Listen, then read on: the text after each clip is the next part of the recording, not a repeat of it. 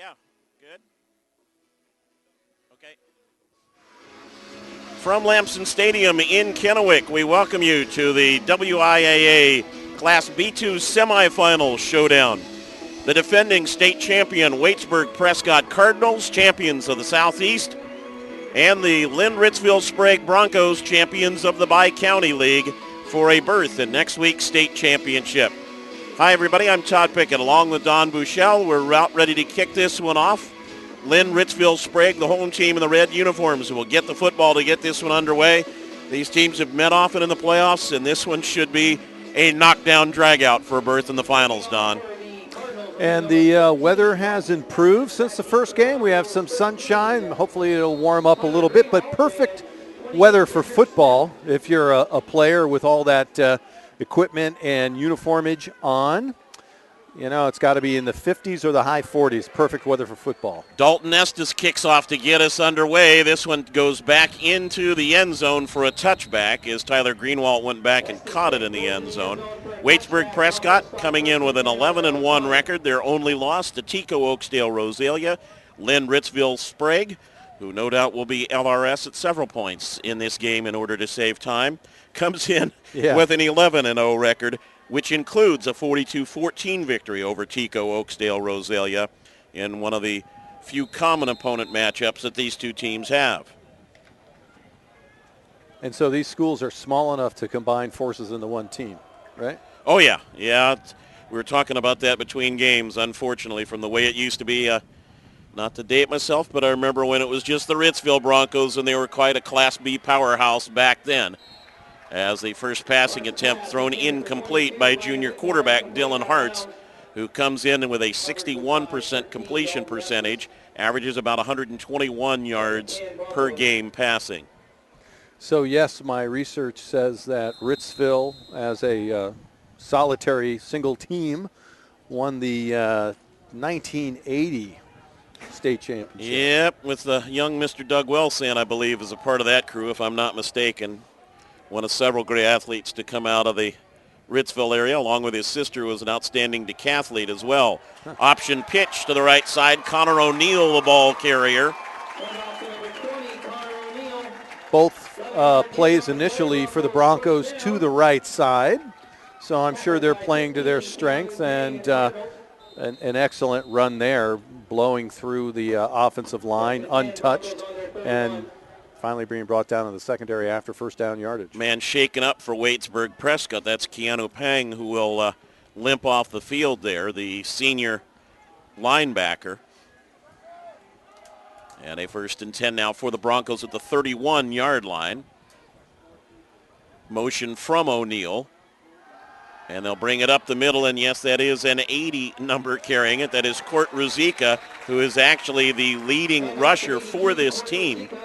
Averaged almost 8 yards a carry and rushed for over 700 yards during the season. Already showing diversity of the offense, passing and throwing. And first couple plays to the outside, and that one straight up the middle. 3-yard gain on that carry for Ruzicka. He'll stay in the backfield this time at a wing-back position with O'Neill at the tailback. And the handoff to O'Neill right side. Dives forward over the 35-yard line, but a very short gain there. Well, they're setting up something to the left pretty soon, since they've been to the right the entire time.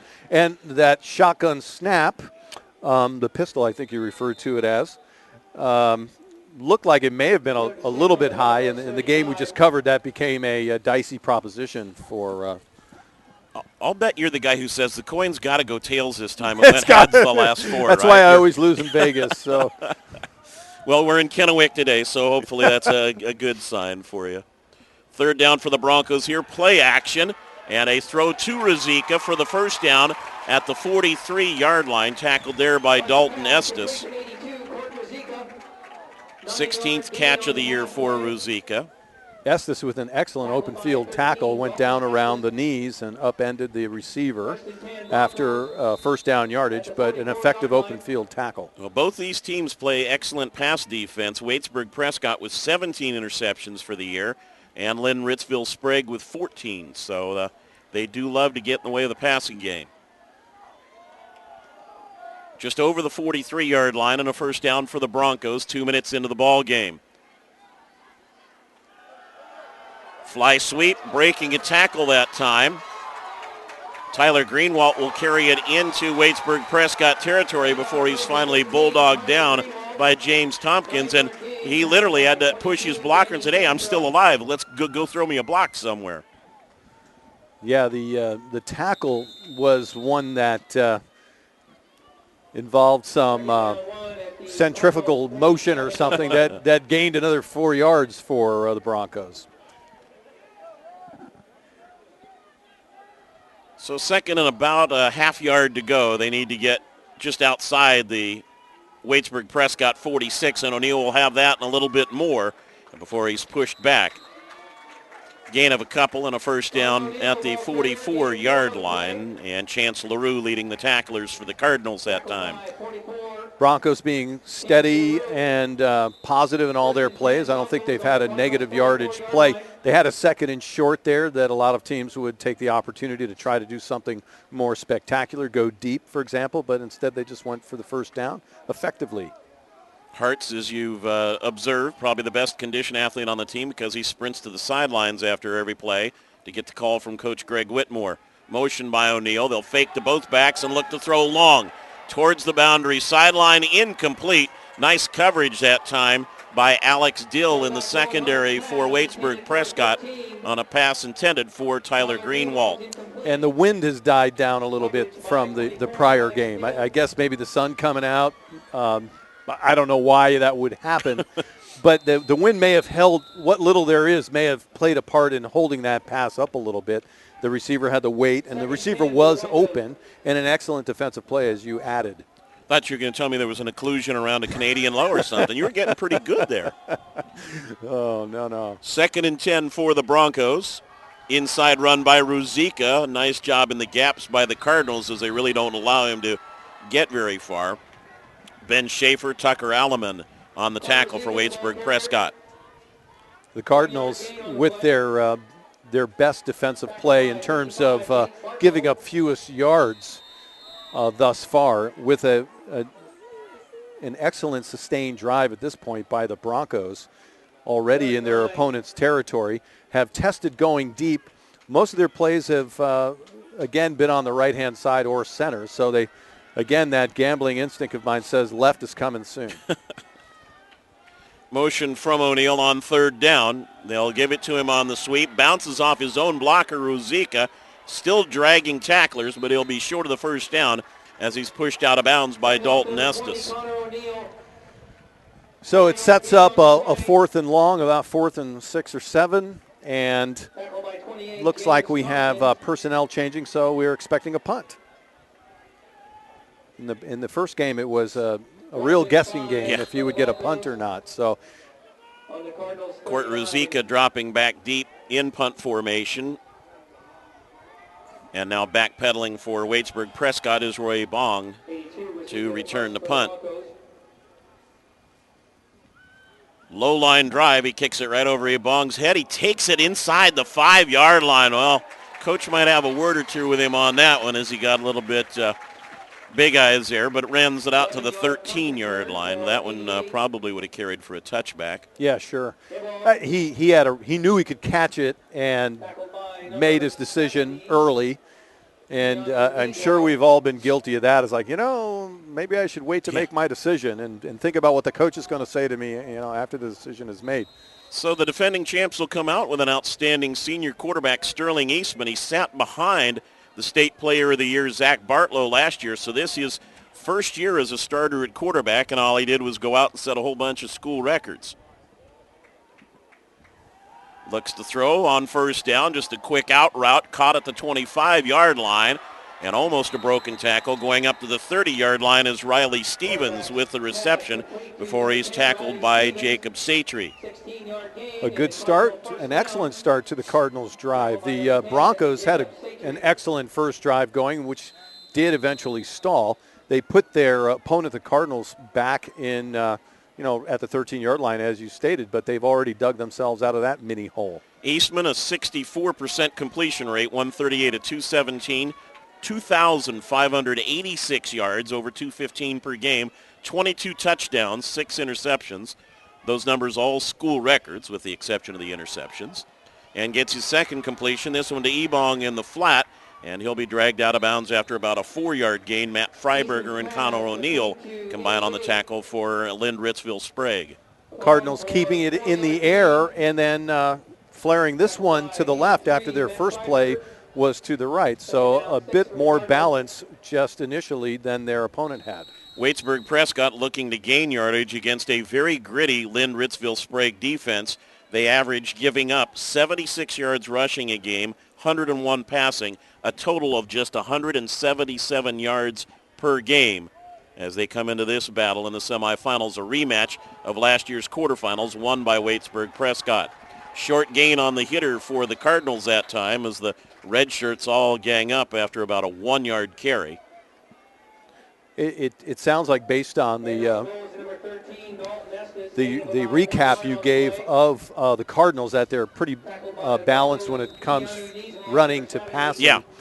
And, of course, they ran that one right up the middle, which is adding to the balance that they have so far here, but it leaves them a 3rd and pretty long. Dalton Estes, their leading rusher, carrying that one. It is a 3rd and 5 here. Estes with an outstanding season to go along with the passing of Eastman, who rolls right with time. Tough throw into coverage, incomplete, as they had the intended receiver, Chance LaRue, bracketed pretty well. Matt Leffel and Dylan Hartz on coverage for Lind-Ritzville-Sprague. Great athleticism on the part of the Cardinals quarterback and the receiver, LaRue. That was an excellent diving attempt for that ball, and the ball was almost perfectly thrown. I mean, if it was just 6 inches towards the center of the field, that would have been a nice diving catch. Dalton Estes, who averaged 40 yards a kick this year, with the rugby-style punt. Takes a hop and a good bounce for Tyler Greenwald, who falls forward after a couple yards on the return to the 29-yard line, where Lind-Ritzville-Sprague will have it there. 5:16 to play here in the first quarter of this scoreless 2B semifinal. The winner will take on Morton White Pass as they defeated LaConner last night in the semifinals over at the Tacoma Dome by a score of 12-0. Yeah, the punter took a few steps. You mentioned a rugby style, I think. And is that to try to read the defense and see where you want to punt it? Or? Well, it gives you a couple things. It gives you that little time delay because most rushes come up the middle. It lets you roll out and kick away. But also with that motion, man, you do have the possibility of running a gimmick play off of it here. Ruzicka, the catch on the screen, broke a tackle. His blockers had hesitated. Gets another block, no flag there, breaks inside. Could go the distance, one man to outrun and will not do it as he's dragged down at about the 7-yard line. Touchdown saving tackle by James Tompkins.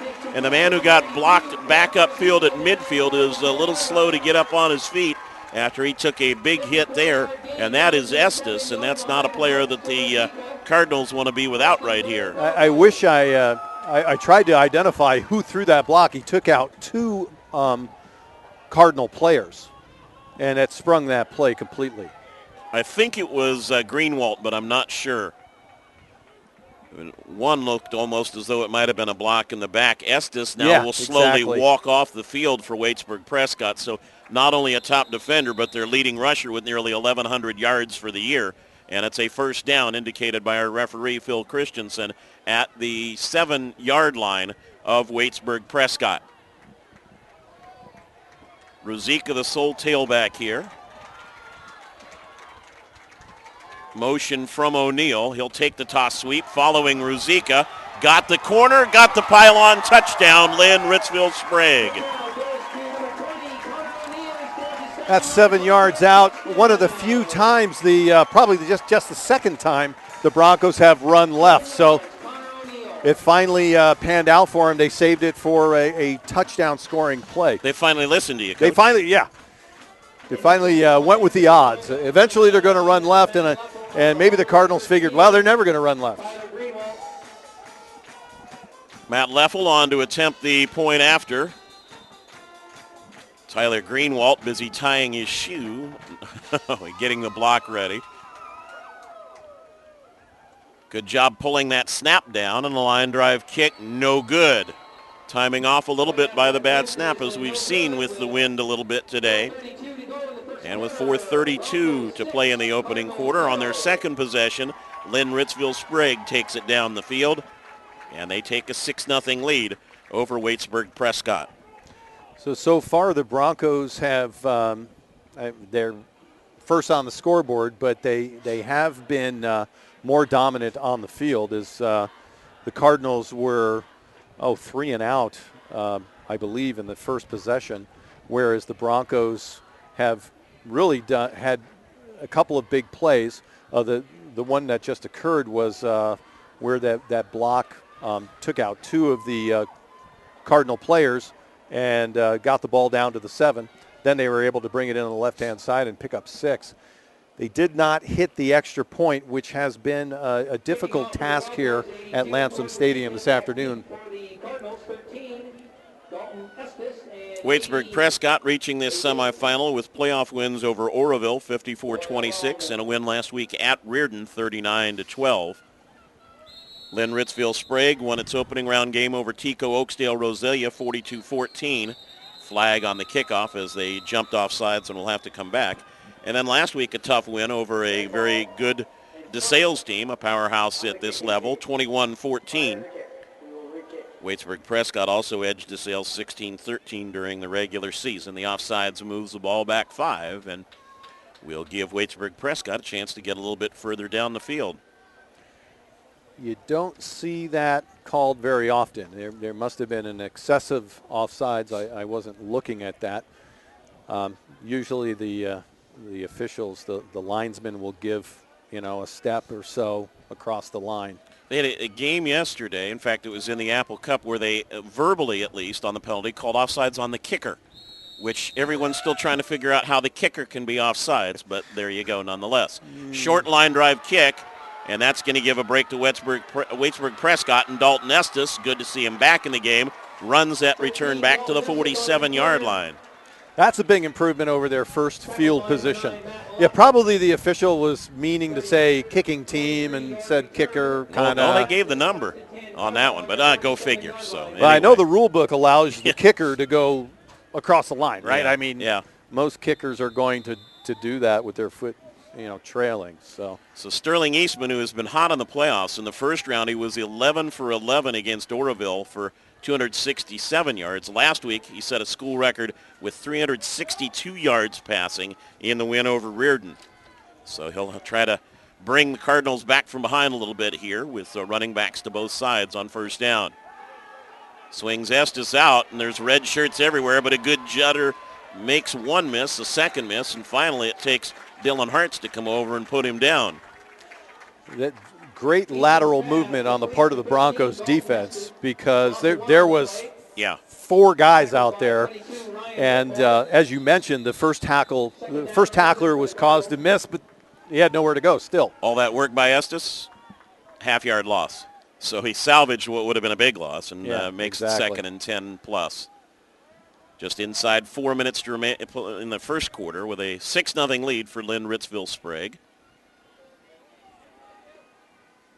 Tried the little mesh, and then that's a lateral to Estes, actually. And the ball's loose and fielded on a hop by Lind-Ritzville-Sprague. Dylan Hart comes up with it, and a big turnover gives the Broncos good field position at their own 46. Yeah, the Cardinals had great field position, and they just gave it up to the Broncos, who now have great field position. And it was an unusual play with, I wonder if that was designed, turning around with an overhand lateral, I guess, if you will. And Donna, it looks like somebody might have punched the ball out from behind. It came flying out so fast and so far. And, that's good football. I mean, you got 11 guys out there. Not all 11 of them have to be going for the tackle. Somebody can be punching the ball out, and it really paid dividends there. Hartz fakes the option pitch and gets a couple yards before he's tripped up. A little grasp across the shirt that time by Chance LaRue. Yeah, exactly. For a moment, it looked like the face mask was grabbed of Hartz, but that must have been not the case. it spun him around in such a way that it was like, wow, maybe something was grabbed that shouldn't have been grabbed. But as you mentioned, it was the shirt. Yeah, probably caught the pads right underneath it with it too. That'll turn a kid around in a hurry. Yep. So they'll give him a short 2-yard gain on that. Motion from Ryan Whitmore. And now they'll throw to Whitmore after that motion. And another hang-on tackle there right at the midfield stripe. Riley Stevens, the first guy to get to him. Moves it to the 50, and it's going to be 3rd and a long 5 to go there for the Broncos. Similar play by the Cardinals defense. Their defensive secondary, their linebacking core out on the left-hand side to stop that play where normally you could get quite a few yards out of running back in the flat like that. So they need to bring this one inside the Waitsburg-Prescott 45 to keep the drive going. They'll empty out the backfield. Just the quick bubble to O'Neal. Got a brush block, and that's all he needs. O'Neal loose and around the corner, and he'll get shoved out inside the 25-yard line by James Tompkins. But it's a big play and a first down for Lind-Ritzville-Sprague. O'Neal tried to shake Tompkins with a stiff arm. Almost got it done, but the defender hung on to bring the play to an end because that was nearly a 6-point play for the Broncos, already up by a TD. Yep, 26-yard gain and a first down at the Waitsburg-Prescott 24-yard line. Inside 2 minutes to play now in this first quarter. And a whistle. And the back judge stopping play here. Comes up to talk to our referee, Phil Christensen. Is it a sideline warning? It looked like. Looked like he motioned that for a second. Let's see what the call is. 20 seconds. What? Oh, no, they're trying to redo the game clock, time on the game clock. So, yeah, so 2:02 they want on the clock is we've had some bobbles and jitters on that number. Yeah, we have. Yeah, through the day. The bobbles and jitters on the scoreboard clock, right? Yep. Unfortunately, they've reset it for 2020. 2020. So, hey, we're 2020 vision. It's cold. It's hard to push those scoreboard buttons with cold fingers. You know, so. 2020 makes sense somewhere, but in the not CFL, maybe. Now they're down to 20. They still don't have it right. Well, there we go. All right, we found somebody. And a big roar from the crowd. Yep. Oh, that's funny. Somebody must have gotten on the walkie just said 0202 enter. All right, back to action. First down. I think those scoreboard things are not that easy. That's the thing. Ruzicka will get a couple yards. Now, you do have to hit them just right or they'll go crazy on you. It's not like typing 202 on your laptop. No. I mean, they've got a strange user interface depending on the era it was manufactured. So the Broncos, again, in pretty good position to score. Second down 9 for the Broncos. Whereas the Cardinals have not found themselves yet in that position. Ruzicka checking in with Hartz. And a little encroachment there as Keanu Pang tried to time the run there and got in that zone. A little different high school ball where once you break that zone, it's encroachment and it's an automatic call. As I'm sure someone could say, well, you know, he was totally not encroaching by the time the flag was thrown. He was back in his linebacking position. Or someone else might say that Keanu was feeling the pang of being called offside. Yeah, play. That's a good one. All right, first, second and 4. It's getting cold, and you can tell. It is. Oh, it gets worse, trust me. Second and 4 for the Broncos as they'll go to a little power look here. Option pitch it to O'Neal. Good job by the defense, and they tear in that time to bring him back for about a yard or 2 loss. It was Riley Stevens and Dalton Estes combining for the tackle. The Broncos wanted to bring their running back to the outside, but the Cardinals did contain and force him back into the teeth of the defense, and that's how you stop a team that likes to be on the edge, so they say. Force them to run in the middle. Yep. Knocked him back to the 20. It's a 3rd and 6 now for the Cardinals. They'll keep both Ruzicka and O'Neal in the backfield. Twins to the right side, and they'll go play action. Dump right into the flat. Complete. Broken tackle. Touchdown, Lind-Ritzville-Sprague. Court Ruzicka. Well, the receiver was open right beyond the defensive end's position, right in front of the linebacker, so that soft spot there. And as you mentioned, if there was one defender that could make the tackle, he missed.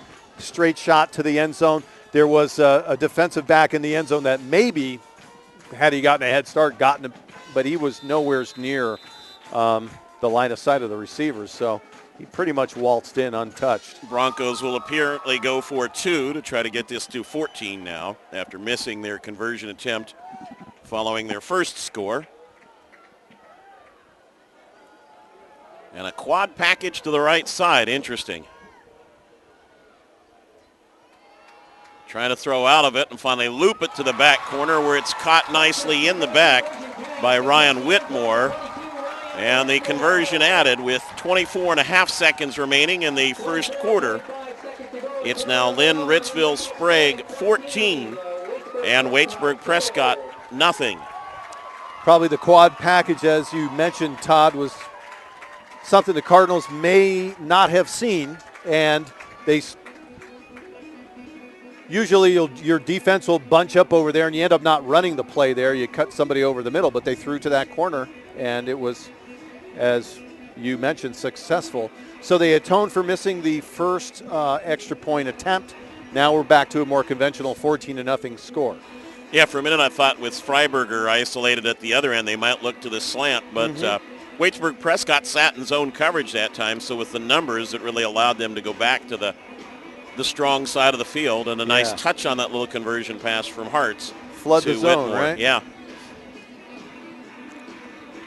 So as we mentioned, the Broncos trying to avenge a loss in the playoffs to the Cardinals last year in what was one of the better games in the postseason. And they jump out to an early 14-0 lead here. Was that a close game? Yeah, good battle last year. In fact, these teams have always had pretty good playoff battles between the two of them. So Ruzicka, a short kick that will stay in bounds, live ball, and a nice dive to preserve that at the last minute by Chance LaRue. A perfect kick.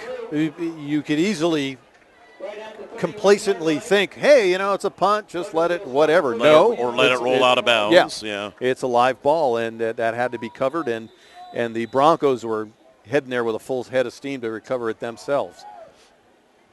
31-yard line here for the Waitsburg-Prescott Cardinals, defending state champions and winners of the Southeast League.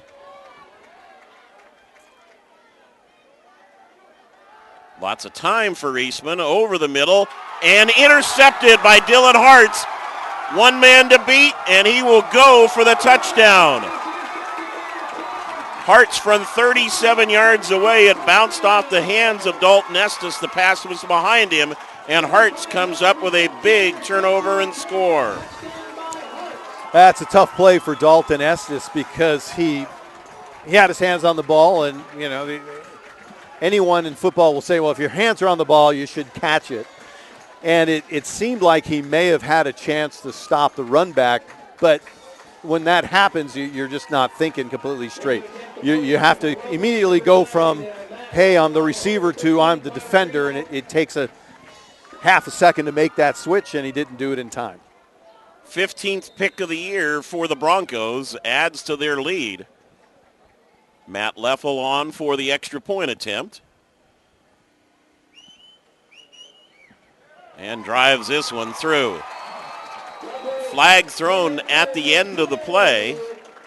I don't know whether they caught the kicker or whether there was an unsportsmanlike. Let's wait and see. It is a roughing the kicker against Waitsburg-Prescott. But a touchdown and an interception 11 seconds later makes it 21-0 now in favor of Lind-Ritzville-Sprague. And in a hurry, the first quarter's nearly over, and it's already 21-0. So the Cardinals with their backs against the wall big time at this point. Officials check with Coach Greg Whitmore, and this penalty get assessed on the kickoff.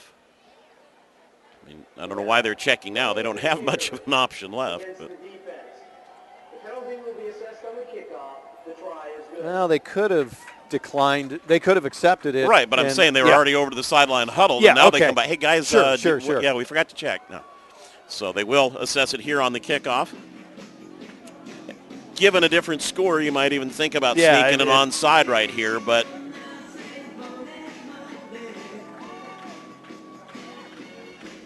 they'll spot the ball and now move it up 5. It was the lesser of the infractions, just running into the kicker. Okay.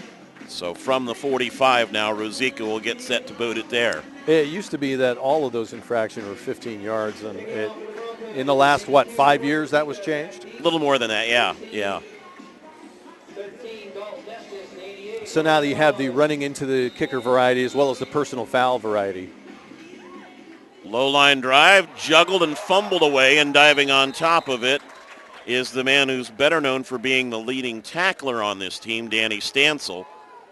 Not known for his kick returning necessarily, but he was able to get on top of that and fall on it at the 30-yard line. And so the Cardinals will go back to work there as Eastman picked off for just the 7th time this season and watches his opposing number, Dylan Hartz, take it for a pick 6.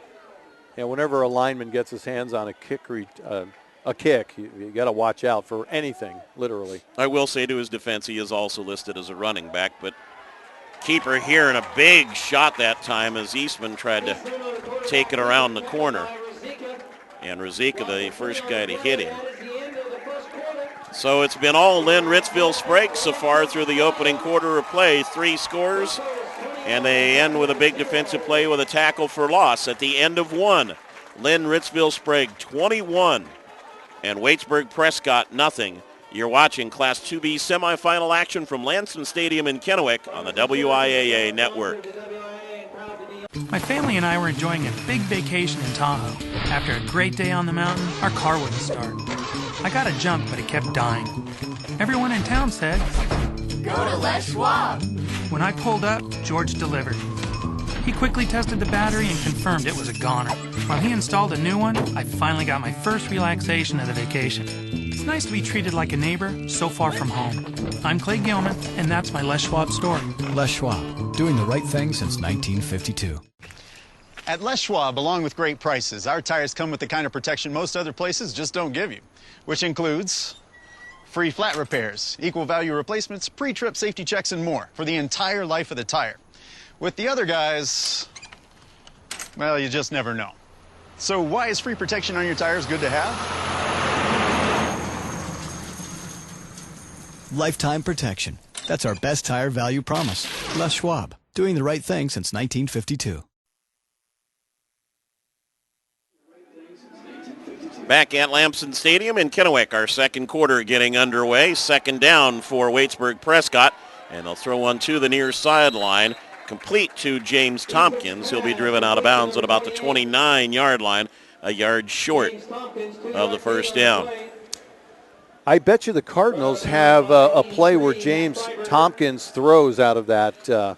And let me check that now. It is actually 11 yards to go after the loss, on first down.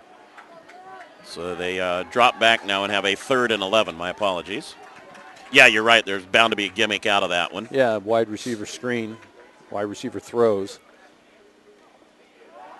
Eastman again, plenty of time, can't find an open receiver, puts it up for grabs, and a diving attempt incomplete.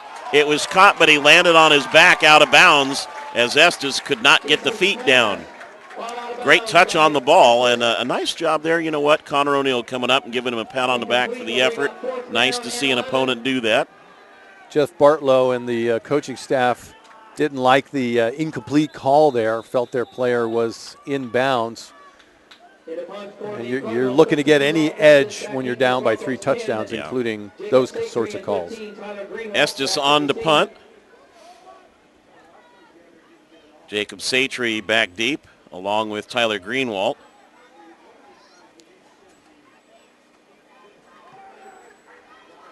Greenwalt signals for the fair catch, bobbles the ball, still up for grabs, and it's recovered by Waitsburg-Prescott. Jesse Rawson falls on top of it. Greenwalt with the hands on the helmet didn't get in a good position and then tried to make a catch on the run, and that's hard to do, especially in cold weather. Wind not affecting it as much as right now. We don't have much wind here at Lampson Stadium. It has been strong during the day, but a break that Waitsburg-Prescott, I think, honest to say, Don, sorely needed. Oh, yes, they've had nothing going their way whatsoever, being outplayed by the Broncos in every aspect, and now they have a break and a mistake made by Lind-Ritzville-Sprague. See if they can pick themselves off the deck here. Eastman under pressure, gets away from one tackler, now just on a dead scramble, and he'll get back to about the 43-yard line. Got tripped up there by Ryan Whitmore and was able to get back to the line of scrimmage on good individual effort. Whitmore with good speed on defense to catch from behind the Cardinals quarterback. Broncos secondary has done a great job, Don. You just see that Eastman has time, but he's been forced to scramble or put it up for grabs with good coverage.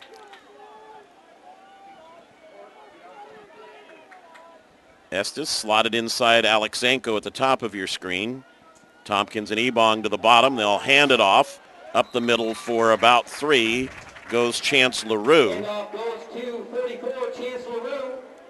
The Cardinals, they started the game going to the outsides, and they're concentrating their efforts up the middle on this last 2 plays.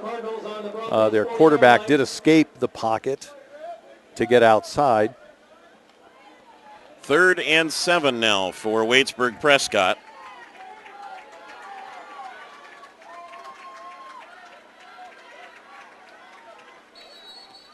And a flag thrown from the back. Delay a game.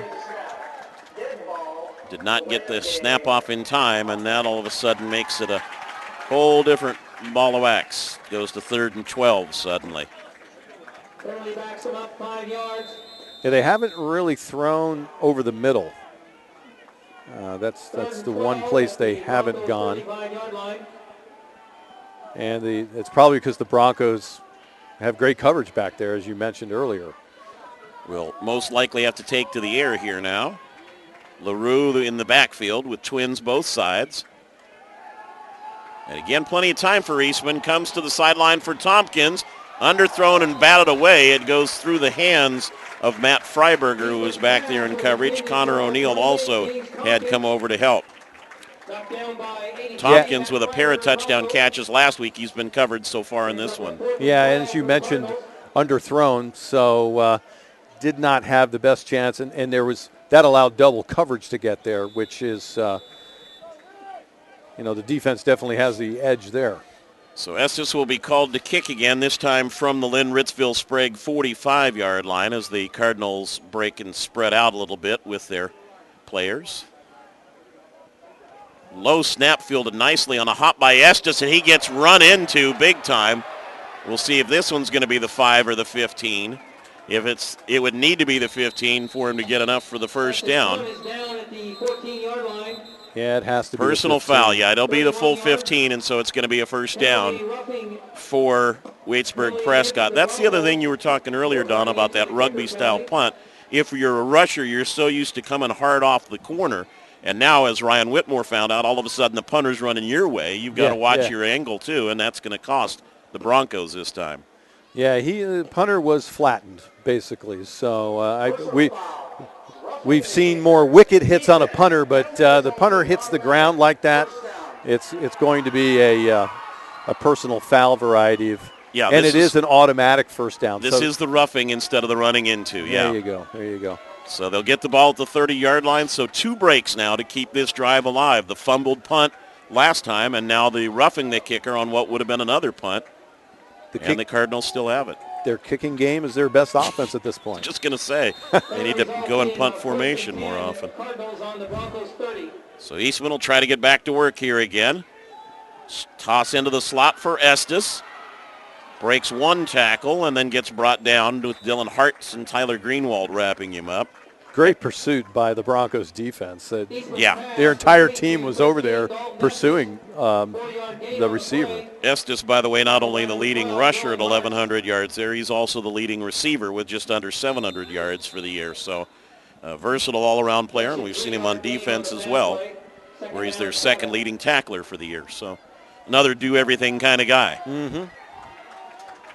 It's 3 on that short out. He'll go in motion on 2nd and 7. LaRue and the Broncos just shot the gaps everywhere that time. They were bringing heat through both A gaps, and there was nowhere to go. Yeah, the Cardinals aren't having much success running the ball really at all, but up the middle especially. And as you mentioned, it seemed like they're shooting the gaps. They were all in the backfield rather quickly. No one was holding the, hitting the offensive blocker and reading. It's all shoot the gap, get back there, and disrupt. Hugh Hennings and Keanu Newswag combining on the tackle that time. And it's 3rd and 10 for the Cardinals. And they'll run a 4 wide receiver set now to the wide side. Estes gets isolated. They've double covered him, though, of the Broncos. But he still beats the front man, gets in between, makes the catch. He's going to be brought down short of the first down. Not great coverage that time, considering the Broncos had him front and back, and the front man let him go right into the seam. And it's more what you would expect when you have 4 receivers to the left. It's like, really, are you going to throw there? You're going to probably throw to the other side because you have isolation. But when the Broncos ran that set earlier off the touchdown, they went with the strength.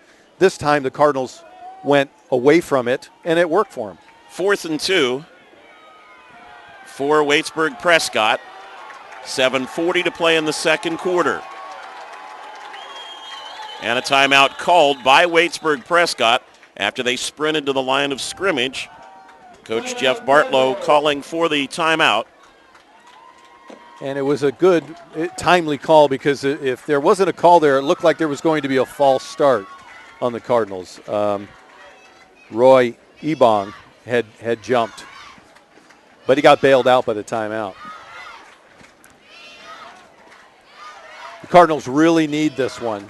The scoreboard says it all, 21-0 in a semifinal game. That's a position you don't want to be in the middle of the second quarter.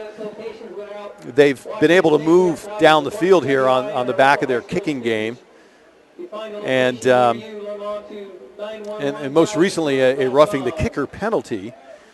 It's not really how you want to get down the field, but it's working for them on this drive, and they need to get into the end zone if they want to make this game competitive.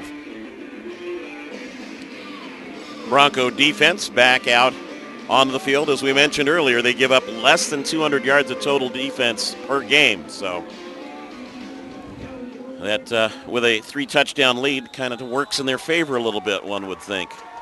That's a small number of yards to be giving up. 4th and 2 from the eye. They'll look to throw out of it. Eastman rolling to the quarter, puts it up towards the goal line, and it's intercepted again by Hartz on an underthrown pass. He will slide down to the ground, and Eastman, who came into the game with 6 interceptions for the year, has been picked off twice here in the first half. The one hope that the Cardinals had on that play was behind where the ball was intercepted, where the intended receiver was, and it looked like there was some contact going on there. So it seemed like they may have gotten bailed out by a pass interference, which wasn't thrown. I thought for a minute that Sterling might tuck it and get it upfield. It looked like he might have had enough on the corner to get the 2 yards they needed for the first down, but instead he throws an interception, and the ball belongs to the Broncos at their own 11 with 7:25 to play in the second quarter.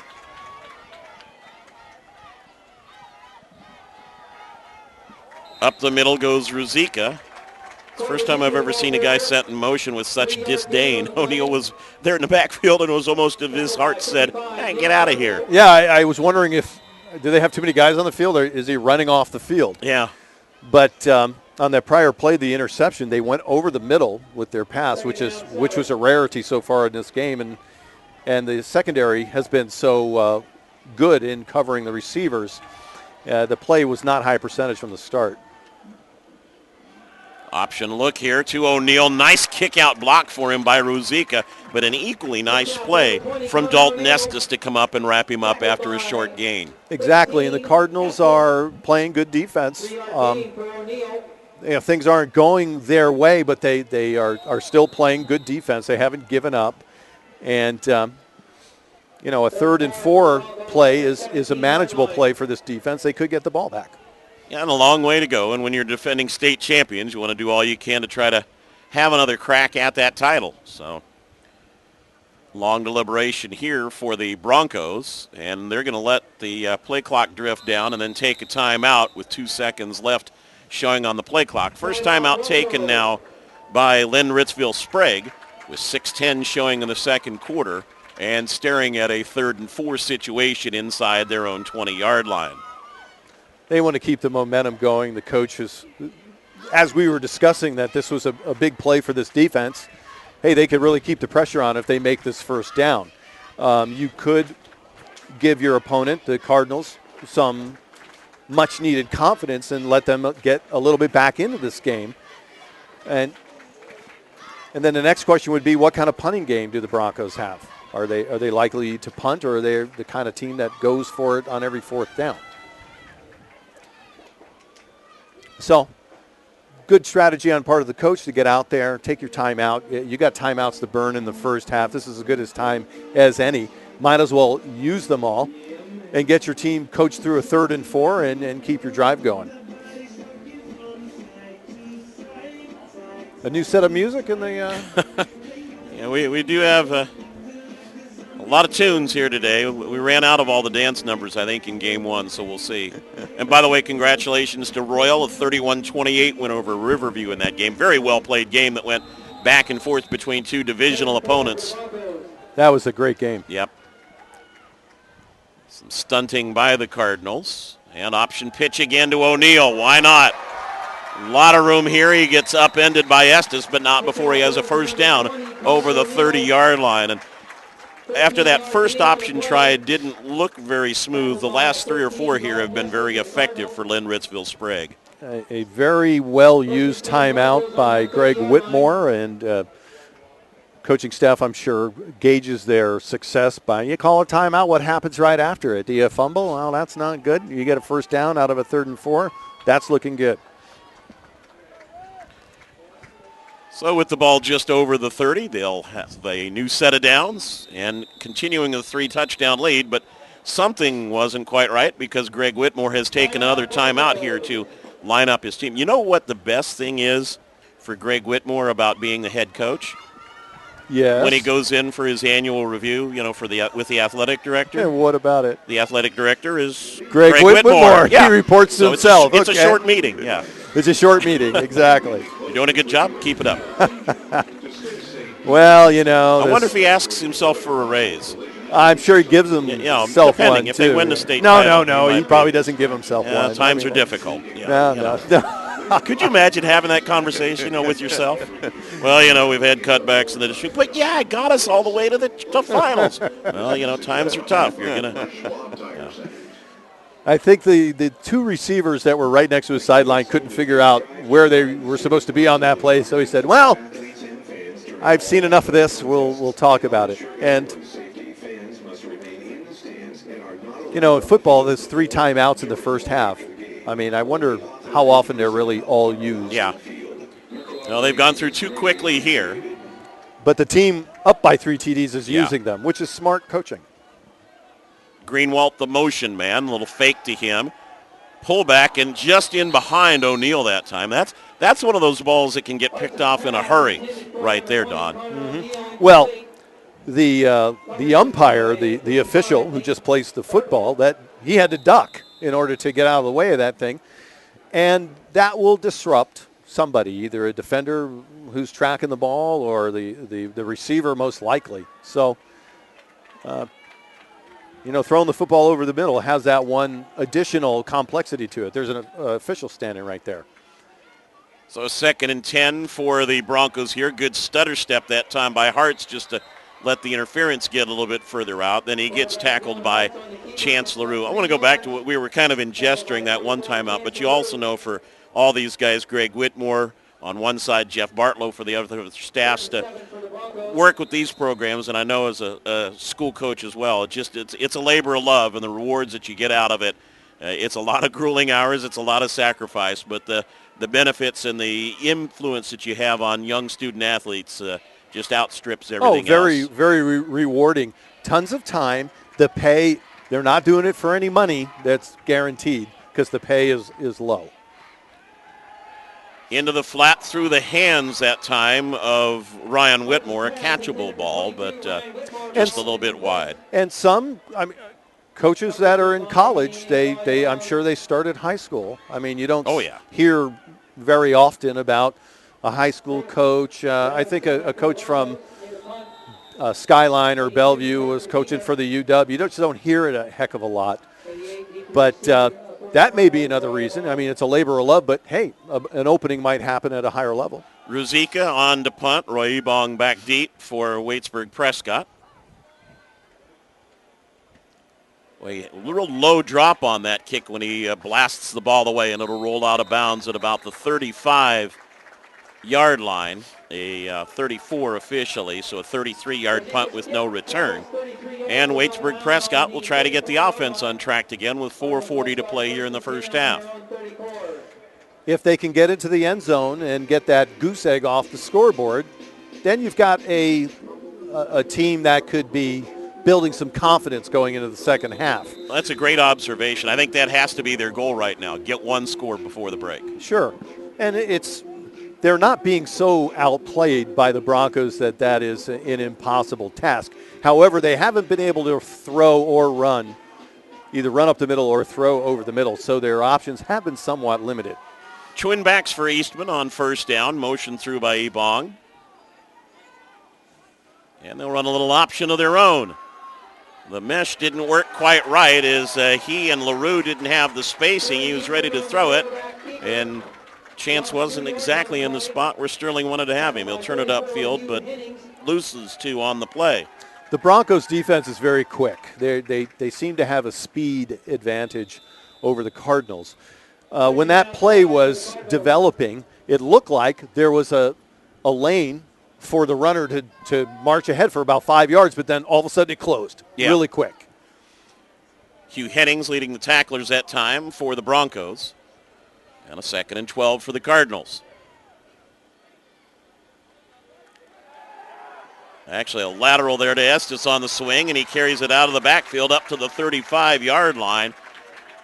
A gain of 3, but it's going to bring up a 3rd and 9 situation now for Waitsburg-Prescott.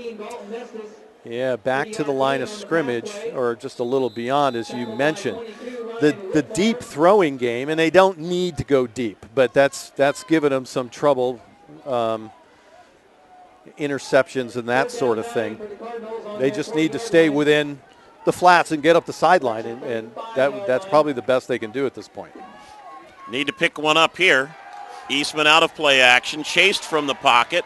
Throws underneath and bounces it short from Estes, who tried to break back on the ball. Jacob Satry and Dylan Hartz on the coverage.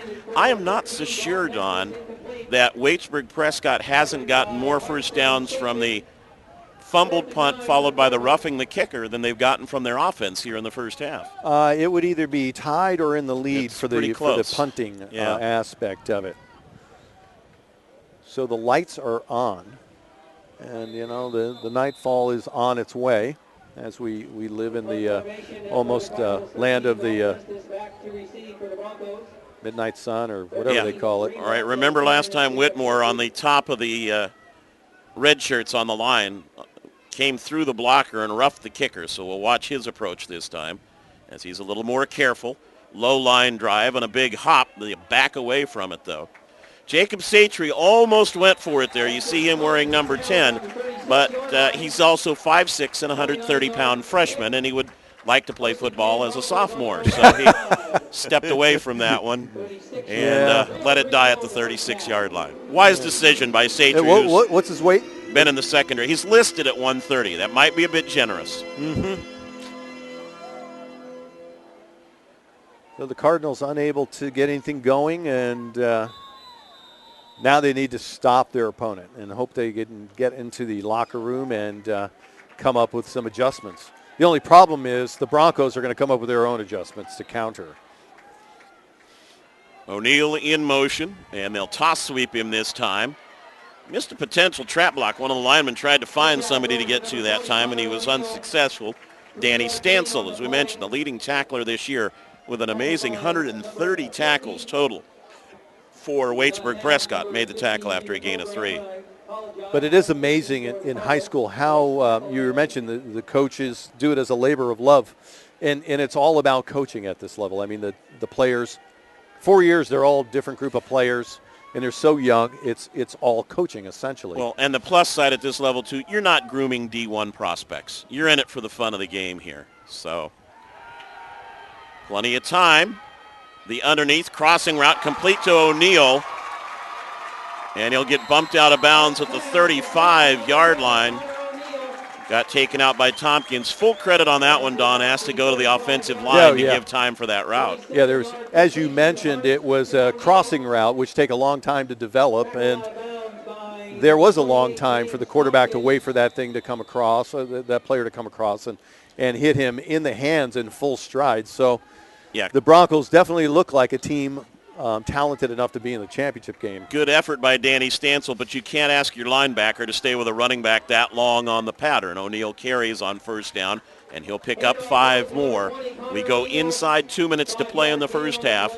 Lind-Ritzville-Sprague with 1 timeout remaining here, and they lead it by 21.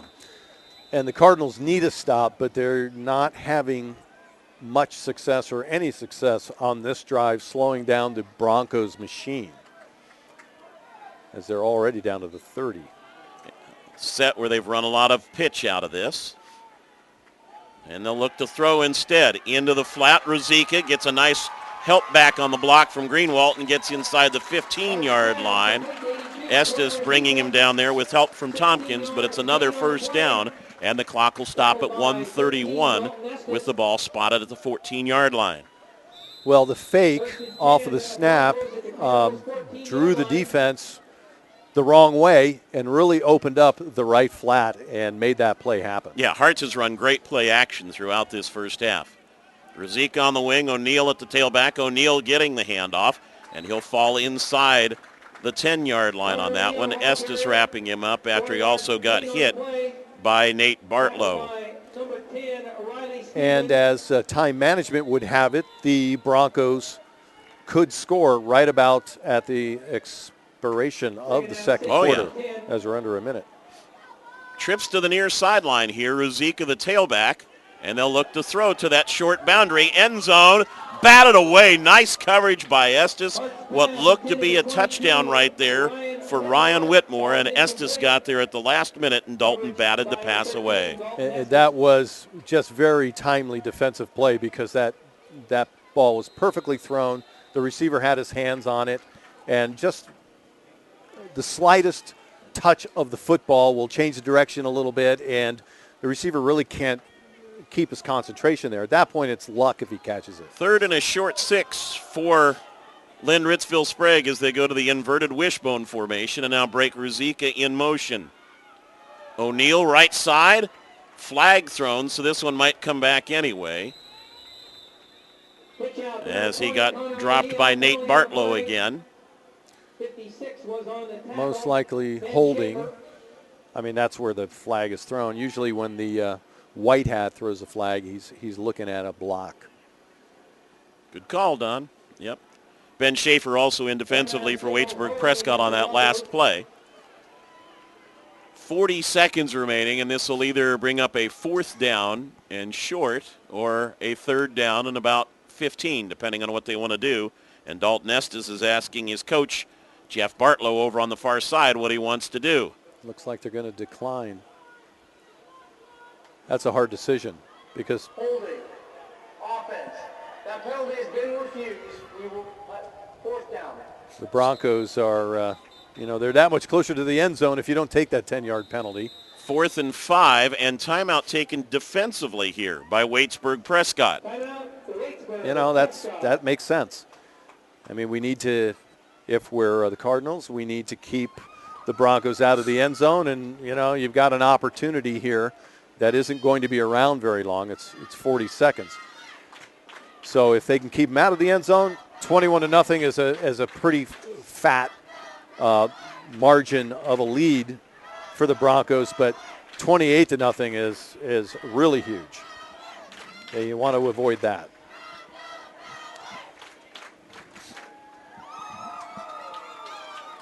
Well, the Lind-Ritzville-Sprague cheerleaders holding their own despite being outnumbered 7-5.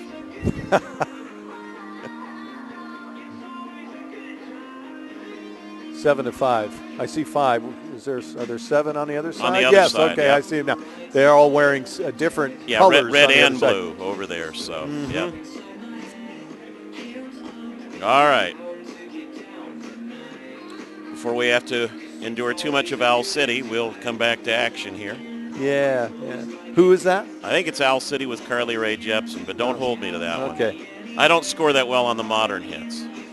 Get me classics, I'm You fine. seem to have them all down, you know. You know. You have to be aware, right?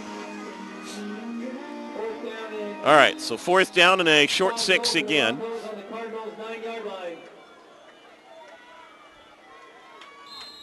And a timeout taken this time by Lind-Ritzville-Sprague, who apparently want to hear more of the song. So Greg Whitmore will come out. He didn't like the way his team was aligned right there. Now, if these guys were good, they would play the same song. Yeah. Right? I mean, you kind of have it going in your head, and you know, but they're not putting out another song. So, So was that a case of the Broncos coming out and looking at the defense, or it's probably not that complicated? Well, it could be that, although Coach Whitmore seemed to be disappointed just in the way they were lined up, too. I'm not sure. So the official, Phil Christensen, over talking to the coaches on the sidelines here momentarily. Now they finally got to it. That's a different song, though, isn't it? Yeah, you get first crack at this one if you want. I don't know. No? All right. Usher? Good try. I believe it's Hadaway, though. Okay. Somewhere a couple guys at the Roxbury are back in action here. All right, so they'll stay with that quad set to the right side. Oh, no. All right, I'll have to share something after the play. Greenwald on the near side. They roll it to the left, into the end zone. Open man, batted away. Estes, the defensive play again, as he got a hand on the pass intended for Ryan Whitmore. A nice defensive play by Dalton Estes. All right, so I'll share it quick. That song is the old Night at the Roxbury, the Saturday Night Live skit where the two guys would try to approach from the bar with the bobbing head to the side. Yeah. All right. As the song was going on, Greenwald, lined up on the line of scrimmage, started doing the head bob while he was lined up waiting for the snap. So it was worth a chuckle. That's good. That's good.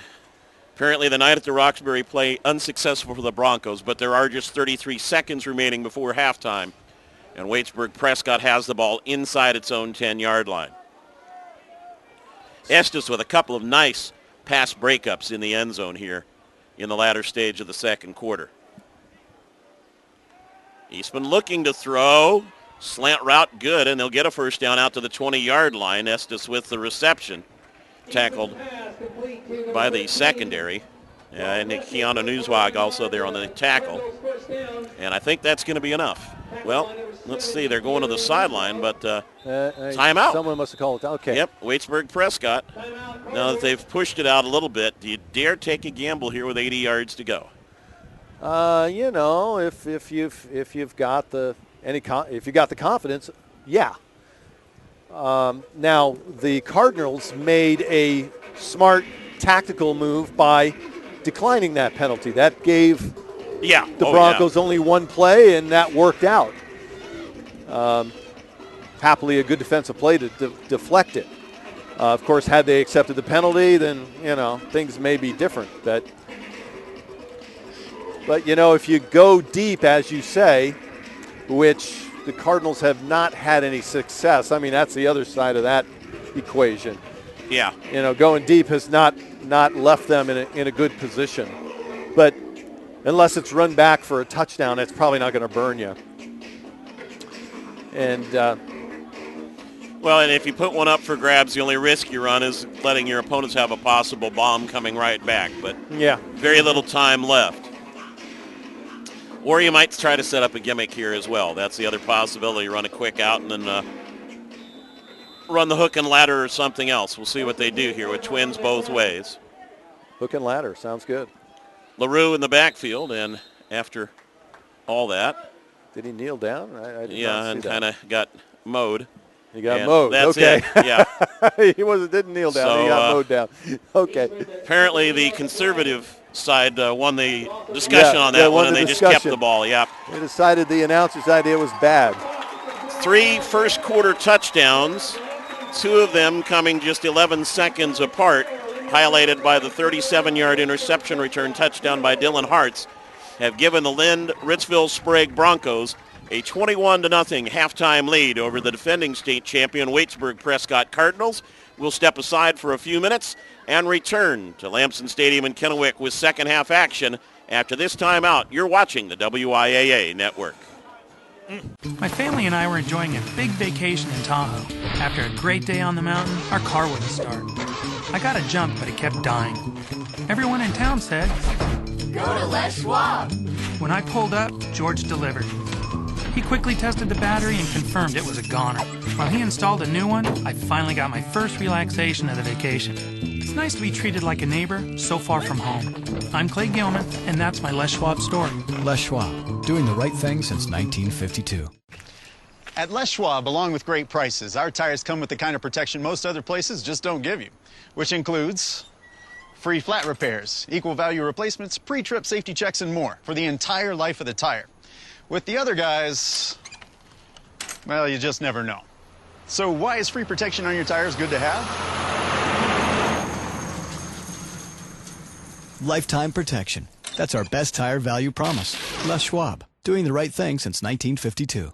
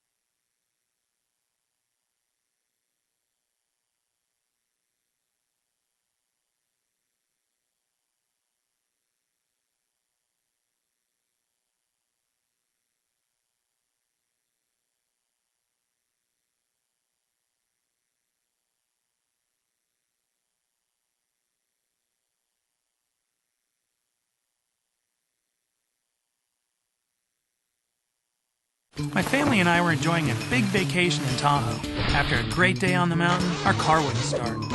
I got a jump, but it kept dying. Everyone in town said, Go to Les Schwab. When I pulled up, George delivered. He quickly tested the battery and confirmed it was a goner. While he installed a new one, I finally got my first relaxation of the vacation. It's nice to be treated like a neighbor so far from home. I'm Clay Gilman, and that's my Les Schwab story. Les Schwab, doing the right thing since 1952. At Les Schwab, along with great prices, our tires come with the kind of protection most other places just don't give you, which includes free flat repairs, equal value replacements, pre-trip safety checks, and more for the entire life of the tire. With the other guys, well, you just never know. So why is free protection on your tires good to have? Lifetime protection. That's our best tire value promise. Les Schwab, doing the right thing since 1952.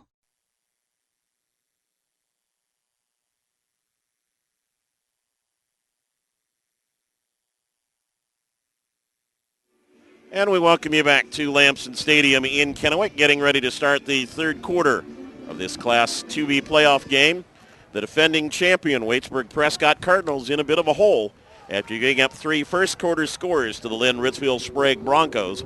And that's where we sit right now, 21-0 as we get set to start the third quarter. Just to recap it for you, Connor O'Neill scored on a 7-yard run with 4:32 to play in the quarter. The Broncos got the ball back, and Dylan Hartz fired a 20-yard touchdown pass to Court Ruzicka to make it 14-0. It was 6-0 after the first touchdown, by the way. They missed the kick, got a conversion pass. And then when Waitsburg-Prescott ran back the kick on their first play from scrimmage, a tipped pass deflecting off the receiver was intercepted by Dylan Hartz, and he ran it 37 yards for the touchdown. 21-0 at the end of one quarter, and it has stayed that way until the start of the third quarter. Well, I can now officially say that Class 2B fans and cheerleaders do not know the Gangnam Dance nearly as well as our previous game. That's my cultural note here as we get set for the start of the third quarter. Yeah, there's a very diverse bunch of songs being played, and Todd knows them all. And well, you'd think, the Broncos would be able to do horsey style here, but they're not living up to their reputation right now. They are playing a good football game. They are however. playing great football. Yeah. The Cardinals, they've had the most success advancing the ball when they're punting. And, that's because of penalties against their kicker and muffs by their opponent. And probably not the way you want to be moving the ball. And the 21-0 score against them shows that. I just want to say thank you to Scott Armstrong, our cameraman, and Jim Brown, our producer, doing a great job today. Much appreciated, and they are out here trying to thaw out with the rest of us. Yeah, and I made the outlandish comment that it was 50 or high 40s earlier. It's got to be in the lower 30s now. It seems to be freezing. Yeah, a little bit of a mistake there. James Tompkins put his hand up for the fair catch and then caught it and ran. So they will stop him right there at the 25-yard line. Good field position, but once your hand's up, you're not allowed to go do that. So they could throw a flag on him too. Yeah, they were nice and didn't for an invalid fair catch signal. Illegal procedure thing. Cardinals now will start down by 3 scores, and as we said, they've just not been able to get the offense untracked much so far through our first 24 minutes of play. They'll throw a quick out here for Tompkins, and a nice move. He steps out of bounds at the 31-yard line, but will pick up 7 yards on that first play. And in the first half, the Broncos didn't allow the Cardinals anything over the middle, running or passing. And the only thing, as we just saw, that was available was the outside flat game. And Cardinals trying to capitalize on that again. But and there's a flag over on the far sideline thrown. An illegal shift against Waitsburg-Prescott. And that's when all the players do not come to a complete stop before the play is run. The idea being that the defense is at the disadvantage and needs to know when the play is coming. All the players have to come to a complete stop on offense. Broncos showing a little stunt right in the middle here. Play action. Eastman trying to find a receiver again, will get chased from the pocket and tackled at the 23-yard line. Pulled down from behind that time. Cardinals sent 2 receivers downfield. One was tightly covered and another double covered. So, and they were both they were running down the hash mark, so they are over the middle. So, still a drought over the middle for the Cardinals. Hennings and Nieswag on the combination on the tackle there for the Broncos, and a 2nd and 11 now for Waitsburg-Prescott.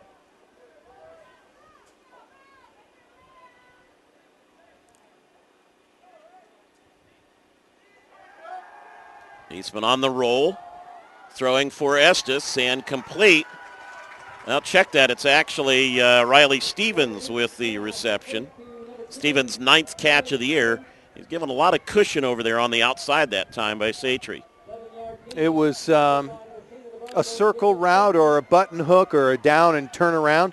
He did a nice job. Stevens did coming back to the quarterback. The ball took a little bit of time to get there. It was a fairly lengthy throw, probably 20 yards in flight. Came back to the ball and made that reception happen. Just enough for the first down at the 34-yard line. Early 3rd quarter. And again going to the pass, this one to Estes, and he is wrapped up for loss. Matt Freiberger all over him. And they're going to give him forward progress to the 35, so it'll be about a yard gain. Appeared as though he'd been dropped behind that. Mm-hmm. Yeah, a generous spot and maybe a yard, not much of a gain, but a positive play nonetheless for the Cardinals, and they need to get that confidence going, get down the field and get a score, which they were unable to do when they had their opportunities in the towards the end of the 2nd quarter. Lind-Ritzville-Sprague defense continuing tough here. They just have not allowed much all game. Nice grab on that snap by Eastman. He'll put a long one up for grabs now. Hartz is there, juggled, and couldn't get the interception. And I'll tell you what, Dalton Estes did a pretty good job of keeping Hart's left arm pinned to him so he couldn't bring the ball down. Again, great coverage by the Broncos as the Cardinals going deep over the middle. They haven't had any success doing that today. They must see an opportunity. And it was a well-thrown ball and an excellently run pattern. The ball was perhaps a little bit underthrown into a slight breeze. But all in all, a pretty nice-looking pass play by the Cardinals. So a 3rd and a long 9 now for Waitsburg-Prescott as senior quarterback Sterling Eastman tries to get another first down here. Broncos with a 3-man front, pitch outside and room on the corner. And a nice lean forward for the first down. Ball loose, though. And Lind-Ritzville-Sprague says they have it. Wait for the officials to signal. No, they're saying it's down. No, they are, saying that the carrier, Chance LaRue, was down. He got a first down, and they'll spot the ball at the 46-yard line. One official pointed one way, and then the referee. Did one of them point the other other way? pointed Okay. just a minute ago. It was almost simultaneously. Yeah.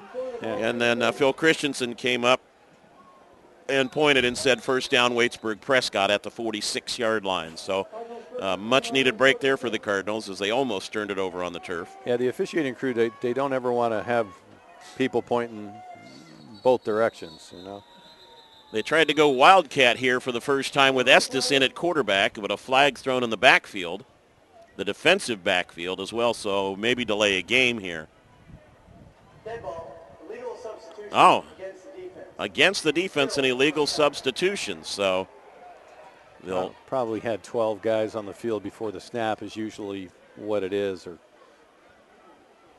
12 guys getting ready to play, and they stop the play before it happens.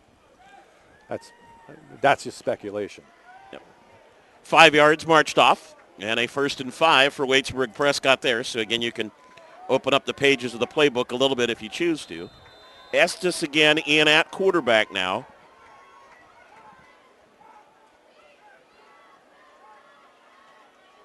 A little mesh exchange with LaRue. The ball almost popped free there. He dives forward and will be just short of the first down.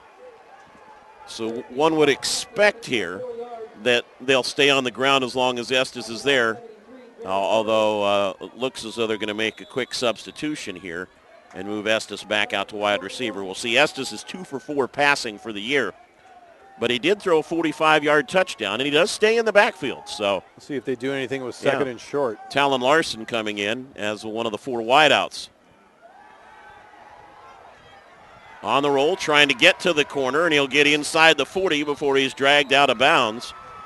Keanu Newswag from the middle linebacker position taking him out, but it's a first down for Waitsburg-Prescott. And what I was wondering is whether they would try something deep on second and inches, and they played a conservative and picked up 7 yards. It was a pretty good gain for a run play.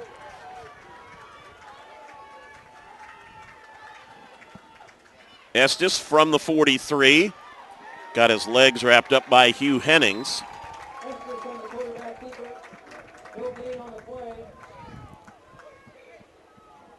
Broncos defense tightens up.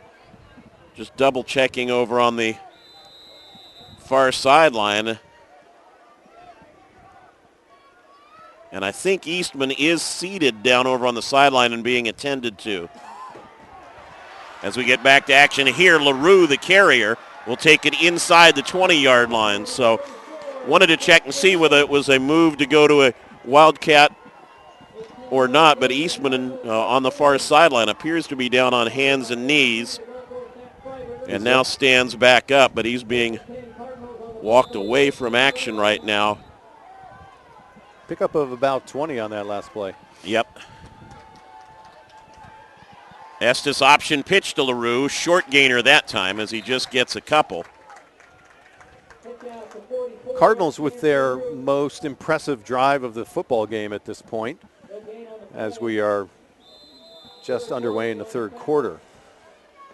And Sterling Eastman off on his own over on the sidelines and shaken up, obviously, so we'll try and keep an eye on him as well.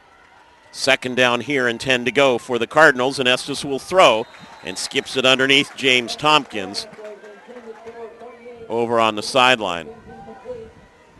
Yeah, that got away from Estes, threw it into the ground. I'm sure he didn't have the grip on it or something along those lines. He's a much more accurate passer than that.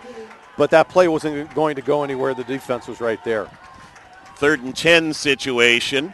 LaRue, a short carry again, will bring up 4th down. And Scott, I don't know if you can get a chance here for a second, but over on the far sideline, over there at the 40-yard line on the bench, we'll see if we can get a shot for you for a second.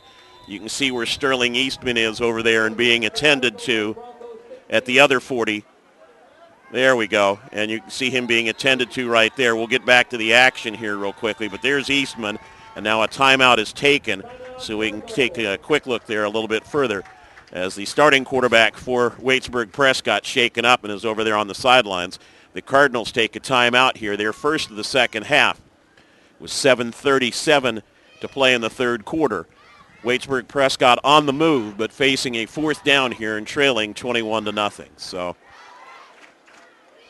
Eastman was seated down over by the bench and then got up and walked with, I'm assuming, a trainer there slowly down to the other end and appears to be in some discomfort still. So the Cardinals have a chance to get into the end zone. They are, as you mentioned, looking at 4th and 7, 4th and 8. And they are at the 21. Their most successful plays have been getting the ball into the flat on either side, so you can look forward to a similar play coming up. Yep, from the 16 here, they need to get it down to the 8-yard line. And before Estes can get going, a flag thrown again, an illegal procedure down at the wide receivers down at the bottom of the screen here will be called against Waitsburg-Prescott. So that makes it a bunch more difficult. 4th and 13 is it's just that much farther to go. And 4th and 13 for the guy, as we said, who has attempted 4 passes all season. So Estes, a great athlete. We've seen him make several outstanding plays on both sides of the ball. Eastman now seated down on the ground once again over there on the far side, and now a flag thrown again by the same official, and illegal procedure again against the Cardinals. So it suddenly moves to 4th and 18, and somebody's making a mistake that you shouldn't be making at this point of the season. Well, you know, there's no rhythm with the snap count. And they do have one new wide receiver in the group since Estes was moved to quarterback. But it appears to be coming from these bottom two receivers who are both experienced at that position. Broncos show blitz, then step out of it. Estes rolling right into some coverage. Nice job to get away. Look out from behind, and that's where he'll get hit by Ryan Whitmore. Missed him the first time, but came back around and got him on the backside. And what made that happen, as we've discussed, is the coverage. He was looking downfield. There was nothing there. He didn't feel the defender who first missed coming back at him again, and since there was nothing open, the play just ended before he could get rid of it. Best drive of the day for the Cardinals, but yes. It stalls out. The penalties don't help, and now Lind-Ritzville-Sprague will take over at its own 29-yard line. Again, they have not scored since the end of the first quarter, but they haven't had to as their defense continues to pitch the shutout. Ryan Whitmore, the motion man. They'll load up heavy left and hand off to O'Neal. Kind of looked like he tripped over his own interference for a second, and then Connor gets driven back by the right side of the Cardinal defense. Couple of yards on the pickup, and the Cardinals need to play strong defense, and they've done pretty well as the first half ended. They were playing pretty well.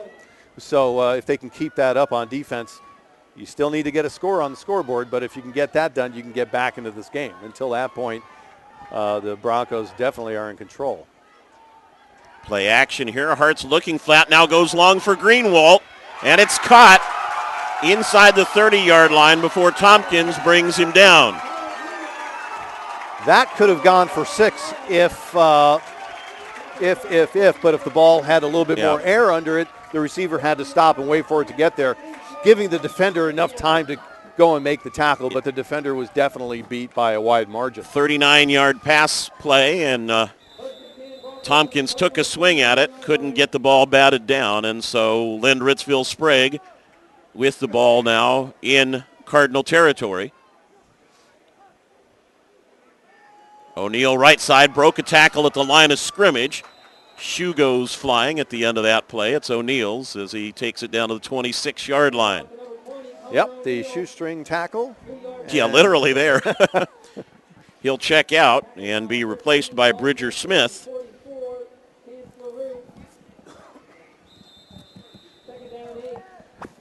Broncos on a roll one more time on the back of that long pass, and a decent gain off of first down. Interesting to see what they'll do now with Smith at the tailback spot, if they'll still run the same offense. And they line them up the same with Ruzicka still as the wingman. Yep, they'll go right back to Smith. Whole right side for him. And he gets it down to the 19-yard line before Estes brings him down. This is going to depend on the spot of the ball.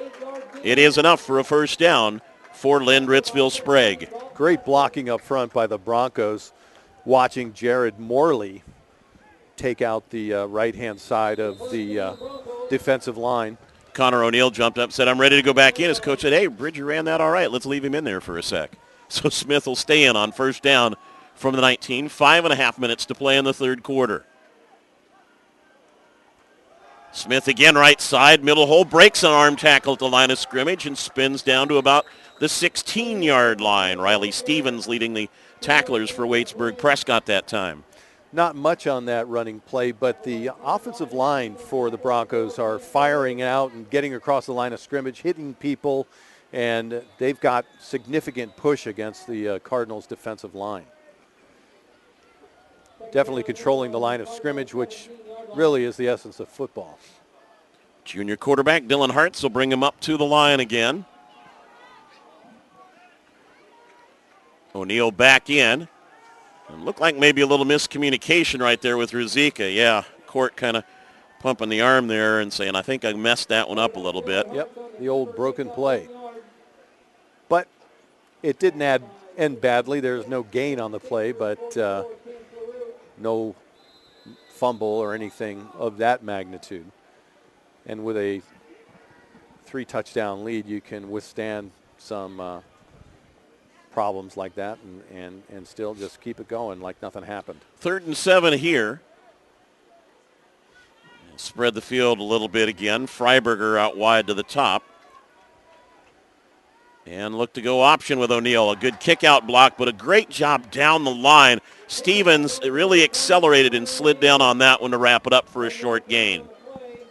So just as the Broncos look to be dominating on this drive, now they've been stopped, and the Cardinals have a chance to get a turnover on downs. Well, they've been very conservative in their play calling here once they've gotten inside the red zone. 4th and 6 from the 15-yard line. Yeah, the big pass down the right sideline to get him here, and then many running plays consecutively. Yep. Trips to the right side as O'Neill comes out in a slot. Ruzicka, the single setback, and they'll go to the air on 4th down. Looking end zone and incomplete. Kind of a late break on the ball that time as they tried to find Ryan Whitmore, and he sort of lumbered at it a little bit. Let's make sure, yeah, that is Whitmore, trying to tell whether it was he or Ruzicka. And he just couldn't quite get to it, hobbling a little bit as he comes back as the Broncos turn it over on downs. Estes in the area playing defense. The Broncos had a chance to, really push this game a bit out of reach. And their drive stalled, and maybe the Cardinals can take advantage this time. They made a decent drive in the previous one, were unable to capitalize. Sterling Eastman back in at quarterback as Waitsburg-Prescott takes over at the 15-yard line. All day to throw, looking deep middle, batted away incomplete, intended for Tompkins, and a late flag thrown at the end of the play as it was broken up by Matt Freiberger. Unless this is taunting, I have no idea what else the call might be for. O'Neill kind of staggering after the official tells him what the call is. Well, you've got to think interference. I didn't see it unless it was earlier during when the ball was in the air. It got thrown back at the end of the play, and we're still waiting for the signal here. After the play. Yep. Delay of game. Against the defense. A delay of game call. My only thing I can think of there, and I didn't see it, maybe O'Neill kicked the ball away after it was down on the ground. So a 5-yard call. It will be a dead ball call, so it's 2nd and 5. And a kind of a crazy call there. I didn't see anything intentional with him booting the ball away at all. But there we go. Well, if you boot the ball away, you might think you'd get an unsportsmanlike out of something like that. That's possible, too. It may be something he talked to the kid about previously, and the second time, okay, I have to light you up. The mesh exchange to Estes. And he'll take it out to the 24-yard line where it'll be a 3rd and 1 for the Cardinals there as we go inside of 3 minutes remaining in the third quarter. A lot of what officials do are coaching moments. And, the players, they need to learn, and sometimes the best way to learn is to get a flag thrown on them.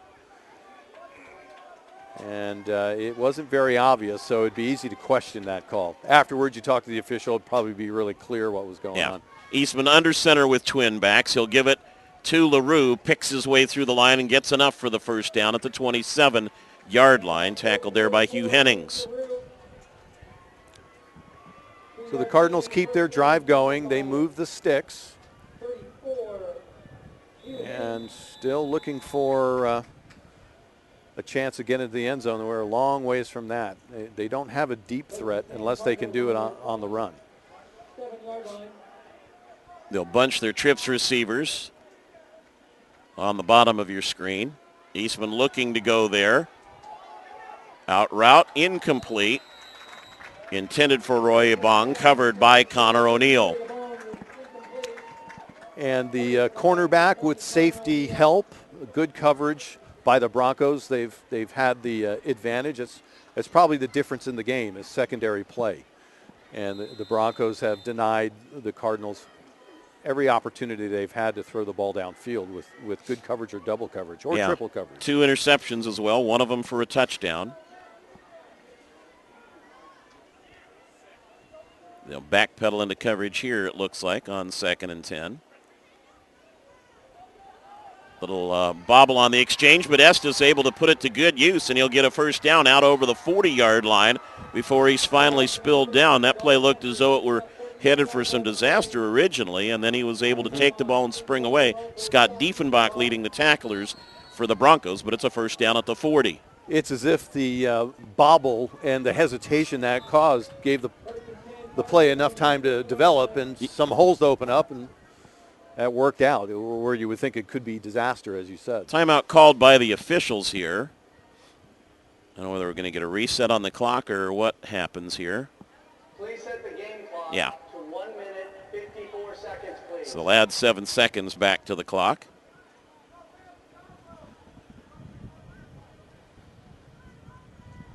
There have been it's got to be the user interface of the keyboard for the clock. All right, We've I'll had take your enough word for that. LaRue, short gain that time as there was some good penetration by the Broncos. And that was Ryan Whitmore who got in for the tackle. So no one has scored here in the third quarter as we are heading towards the end of the third quarter. And time running out for the Cardinals, and the Broncos just liking the way it's going. Yeah, they're content to let this inch along at this rate of gain, yard per play. They'd be happy with that. Eastman, middle, in behind LaRue and incomplete. Found a good spot, a good seam in the zone, but couldn't get him to sit down there, and was in behind him. Hart's trying to dive to it, couldn't get to it either. Cardinals having pretty good success running the football. That is their best option at this point. 3rd and a long 9 now for Eastman and the Cardinals. Motion through by LaRue. They'll overload left side to Estes. A lot of tacklers to beat, and he's only going to get out to about the 45. 5 red shirts there giving chase that time. Matt Leffel and Tyler Greenwald leading the way on the tackle, along with some help from Jared Morley. The Broncos do collectively read their opponent well when their opponent's on offense, and they close on the ball quickly. They're very quick, and especially on the passes. The flat passes, everybody could see them happening, so they all close on those very quickly. So 4th and 5 as Freiberger and Bridger Smith sprint back deep. Different motion man through here. Actually, Stansel changing jersey numbers, and Estes carrying, and will get the first down at the 46-yard line. Running plays are what the Cardinals need to go with. It's really working out pretty well for them. And if they can mix it up with some misdirection or, some fakes, some gadgets, that could get them onto the scoreboard. And another pickup out of, you guessed it, punt formation, Yep. which has been the good omen for the Cardinals so far in this game. Eastman under pressure, hit as he throws, and incomplete. Pressure both sides that time. In fact, I'm not so sure that the two Bronco defenders might not have gotten a piece of one another that time as Dustin Comas and Jared Morley ran into each other. If they had a direct snap play in their repertoire, that could work. Yeah. I mean, that's what that punt fake just showed us. Second team to the Cardinals on the Broncos 46-yard line. It's good to have balance, but if it's not working, you have to go to your strength. And in this game, the strength is running. Should be the final play of the third quarter, barring penalty. Eastman underneath toss to Tompkins. And he'll get inside the 35-yard line for another first down, and a late flag thrown at the end of the play. So maybe a face mask here, and that would move it down inside the 20 if that's the case. I believe that was a face mask. Yeah. But didn't get a good look Only at call it. that makes sense right there. Coach Whitmore pulling his team off the field, and we'll wait for the play call before we break away.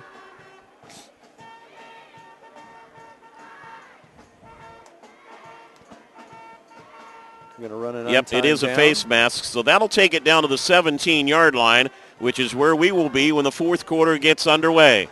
No scoring since the first quarter. Hang on, we may not be able to end on that play either, so let's just wait for a second. I think they're going to, yeah. Face mask on the defense. Live ball foul. We'll have one. Yeah, one additional play since it was a live ball foul. So they'll march it off to the 17-yard line. Every once in a while you remember a few of those things. Yeah, the untimed down will, and it's great that they have the referee has a microphone so he can explain that to everybody. At this point, if they didn't have a microphone on him, everyone would be going, what are you doing? There's no time on the clock. All right, so they'll come mark the ball at the 17, left hash. See, it's my fault for saying barring penalty, but at least I did put that disclaimer in. No, so, that was perfectly accurate. After a while, you figure out you better put those in because then as soon as you say that, something happens, right? Yep. All right. So Eastman is there. He has Luke Alexenko behind him in the backfield. LaRue, the motion man. And looking for Estes for all the marbles. Jump ball, batted away. O'Neal with excellent coverage, locking him down there. And now we come to the end of the third quarter. It'll be 2nd and 10 for Waitsburg-Prescott at the 17-yard line when we come back. But the defending champions need to come up with some offense if they're going to stay alive in the playoffs. At the end of 3, Lind-Ritzville-Sprague 21, Waitsburg-Prescott nothing on the WIAA network. My family and I were enjoying a big vacation in Tahoe. After a great day on the mountain, our car wouldn't start. I got a jump, but it kept dying. Everyone in town said, Go to Les Schwab. When I pulled up, George delivered. He quickly tested the battery and confirmed it was a goner. While he installed a new one, I finally got my first relaxation of the vacation. It's nice to be treated like a neighbor so far from home. I'm Clay Gilman, and that's my Les Schwab story. Les Schwab, doing the right thing since 1952. At Les Schwab, along with great prices, our tires come with the kind of protection most other places just don't give you, which includes free flat repairs, equal value replacements, pre-trip safety checks, and more for the entire life of the tire. With the other guys, well, you just never know. So why is free protection on your tires good to have? Lifetime protection. That's our best tire value promise. Les Schwab, doing the right thing since 1952.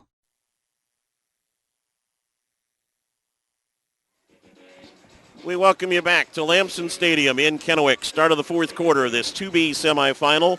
Morton White Pass awaits the winner next week for the state championship. The defending champion, Waitsburg-Prescott Cardinals, trailing by 3 scores.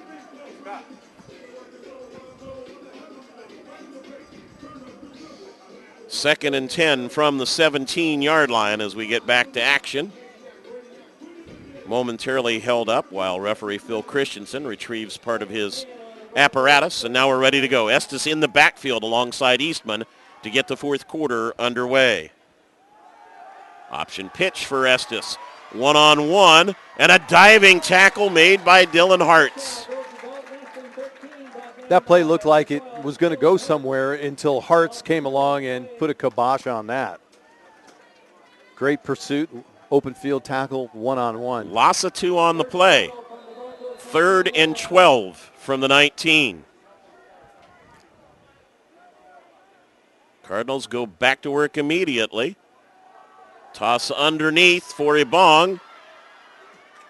And he gets driven back. He's inside the 15, but O'Neal helps shove him back there along with some help from Freiberger. And it's going to be a 4th down for Waitsburg-Prescott. An obvious go for it here with the ball at the 13-yard line. Broncos with great gang tackling on that play. One man made the hit, and his teammates kept on coming. There was no doubt that the play was going to stop there or go backwards. They need to get to the 7 to keep the drive going. Eastman looking, can't find anyone, puts it up for grabs, middle of the end zone. Caught by LaRue. Touchdown, Waitsburg-Prescott. A successful throwing play over the middle for the Cardinals put them on the scoreboard here in the beginning of the fourth quarter in the nick of time because time is really running out. And when it looked like they couldn't do anything over the middle, run or pass, they put 6 on the board doing just that. That one was up for grabs, I'll tell you. It was a great individual effort by LaRue to pull it in. That is his 7th touchdown reception of the year. Estes, who else to attempt the extra point? Eastman, the holder. And after going scoreless for 3 quarters, they finally get on the board in the 4th. And it is 21-7 with 10:43 to play in the 4th quarter. And the good news for the Cardinals is Lind-Ritzville-Sprague has not scored in the second half. So a drought on the scoreboard for the team up by 2 touchdowns means that the Cardinals are much more confident. The Broncos are perhaps maybe questioning whether they can stop the Cardinals. And if the Cardinal can get an onside kick or something along those lines, we could see a closer game. It's the first points we have scored since the final minute of the first quarter of play. So 21-7. The Broncos are up in a hurry, not appearing to have a hands team alignment per se, although they do have mostly backs and receivers in. There is one lineman up in the front line. Still plenty of time and no need for an onside kickoff necessarily either. We'll see what Estes and the Cardinals do here.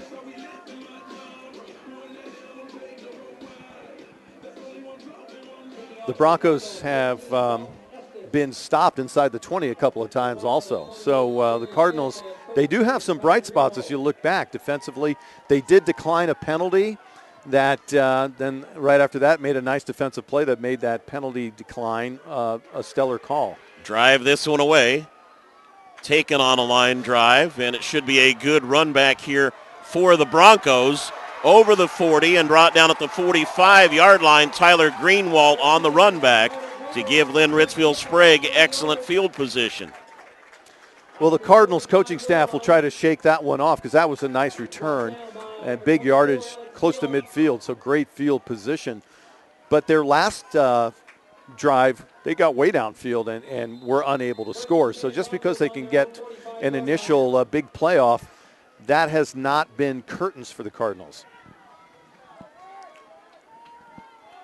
Dylan Hartz with 1 touchdown pass today and an interception touchdown return. Motion through from Whitmore, and they'll go to the air on first down. Ruzicka on a screen. Gets some help downfield inside the 40-yard line on a first down there after a gain of 15. Looks like the Broncos could have gotten away with a clip. I don't know if you saw that. One of the Cardinals got up and were looking, and I saw it also. It looked like there was a block in the back there, but that was a well set up screen. Very well done by the Broncos with quite a wall of blockers in front of the receiver. Again, Lind-Ritzville-Sprague knocked out of the playoffs last year by this Waitsburg-Prescott Cardinal team. Whitmore, the motion man again. Ruzicka broke a couple tackles at the line of scrimmage and goes forward for 7 more. It seems like the Cardinals' touchdown has woken up the Broncos. They're on a pretty forceful march after a big kickoff return and have had a couple big plays right after that. The Cardinals definitely need to step up on the defense and stop them. They have done so inside the red zone a couple of times. Ben Schaefer on the stop on that one, but a second down and a short 4, long 3, depending on how you want to look at it, for the Broncos of Lind-Ritzville-Sprague, Bi-County League champions.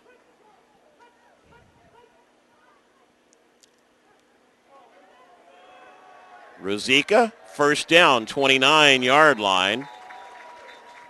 Tackled there by Tucker Allerman. Penalty flag over on the far sideline. Somebody might have jumped. An illegal shift as the man turned upfield. Sounded as though somebody were calling signals from the stands for a moment on that last one. A loud voice sounded out, but they'll back the Broncos up 5, it appears. I'm sure people tried all kinds of stuff to Occasionally you hear whistles coming out of the stands, right? Illegal motion on the offense. We will replay the now. Meaning, as Todd said, a player turned upfield and was gaining a inappropriate advantage on the defense, getting ahead of steam before the ball was snapped. So instead of a first down, we'll have a 2nd and 8 now from the 38-yard line. 9:05 our time remaining here in the fourth quarter.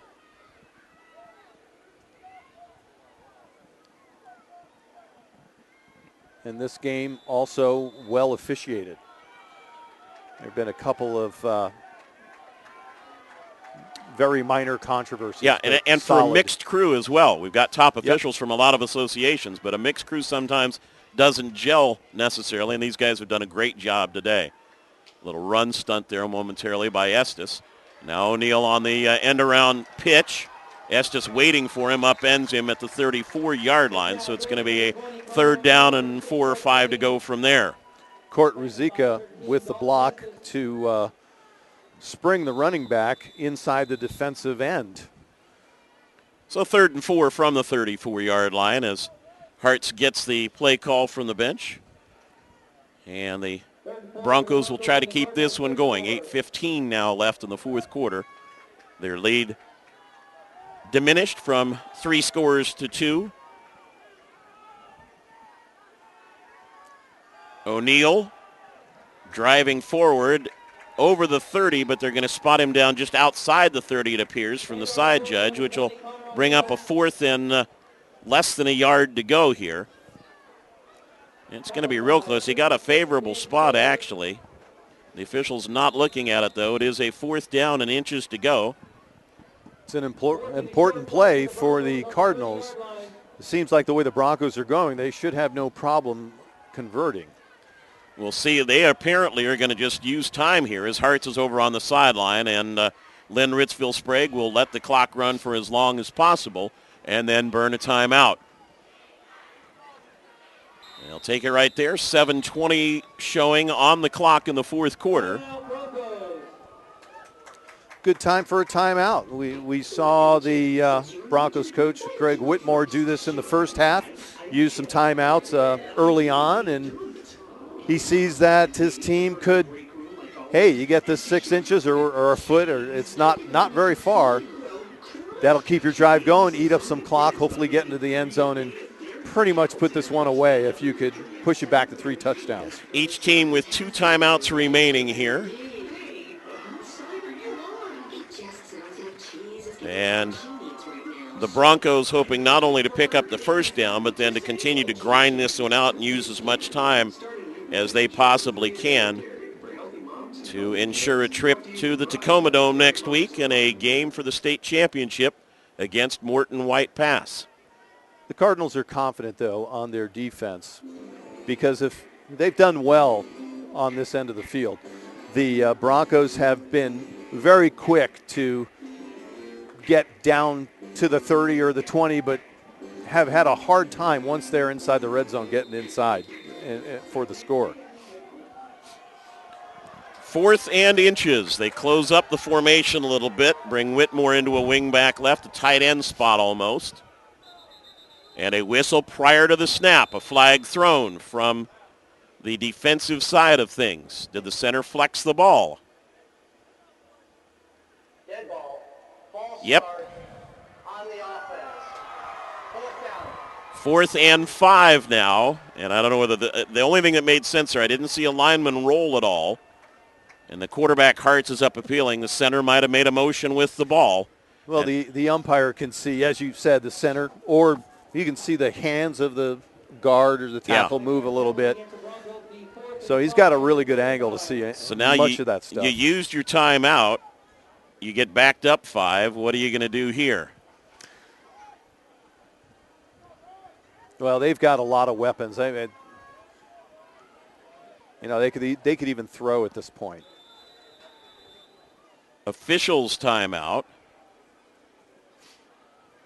Again, 7:20 showing on the clock, and they're back pointing towards the end of the field. Yeah, that's kind of odd. Where are the officials going? One runs off the field. to the game manager, Ronnie Coleman. He's involved in the game. And the white hat is down there as well. So what could it be? Let's see. The 10-yard markers are intact. The yard marker's intact. Yep, and if they needed anything, they could have gotten on the microphone themselves. Perhaps they wanted to keep it quiet. Well, get on your microphone and tell us what's going on. Mr. Coleman is immediately going over to the far side of the field to deal with some kind of situation, I would guess. Well, now they're coming over and talking to the bench as well, to both benches, so I'm not quite sure what our situation is here. Both coaches are being informed by officials. It's not the scoreboard. It's not like the game clock's out of commission or anything like that. Unless the 25-second clock went out because it didn't start running again. And that'd be the only other guess that I have. That's a decent guess. Why don't they give us options to choose from here? Why do have to? We just get if to that's burn the some case, time. I'm sure they'll tell us here momentarily. So.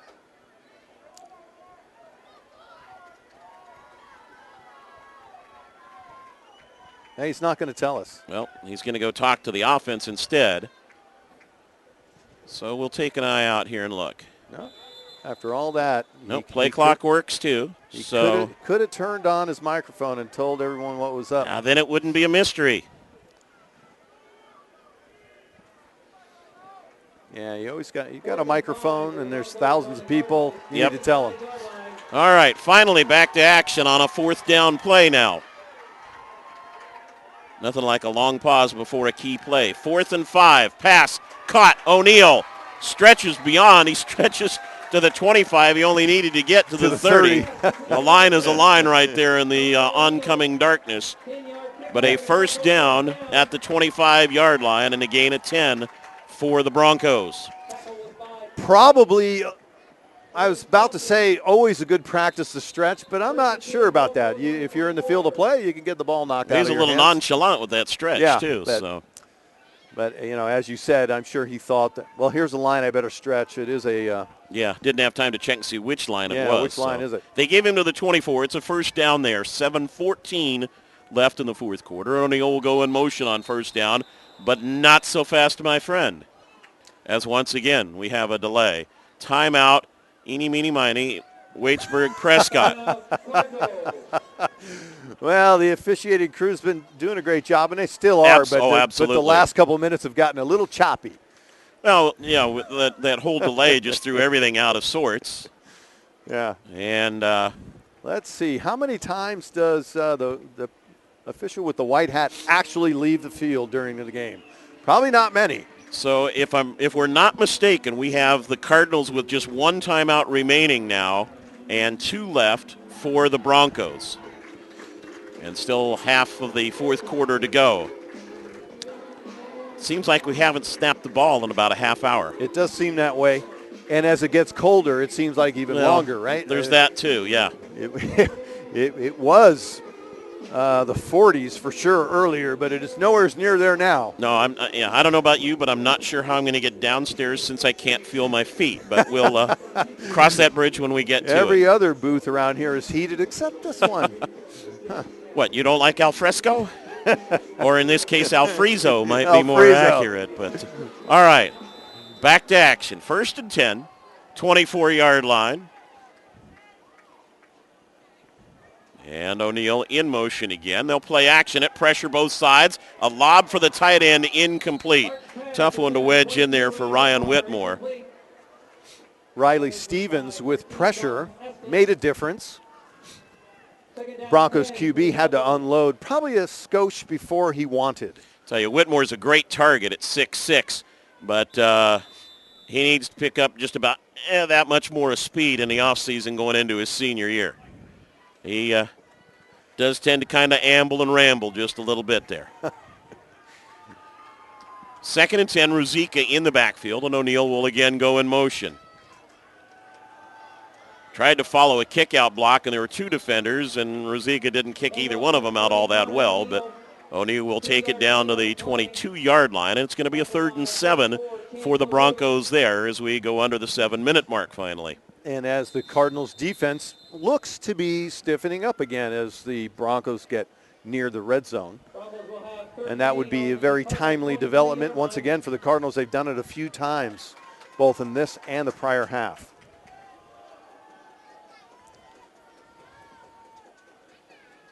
Play action.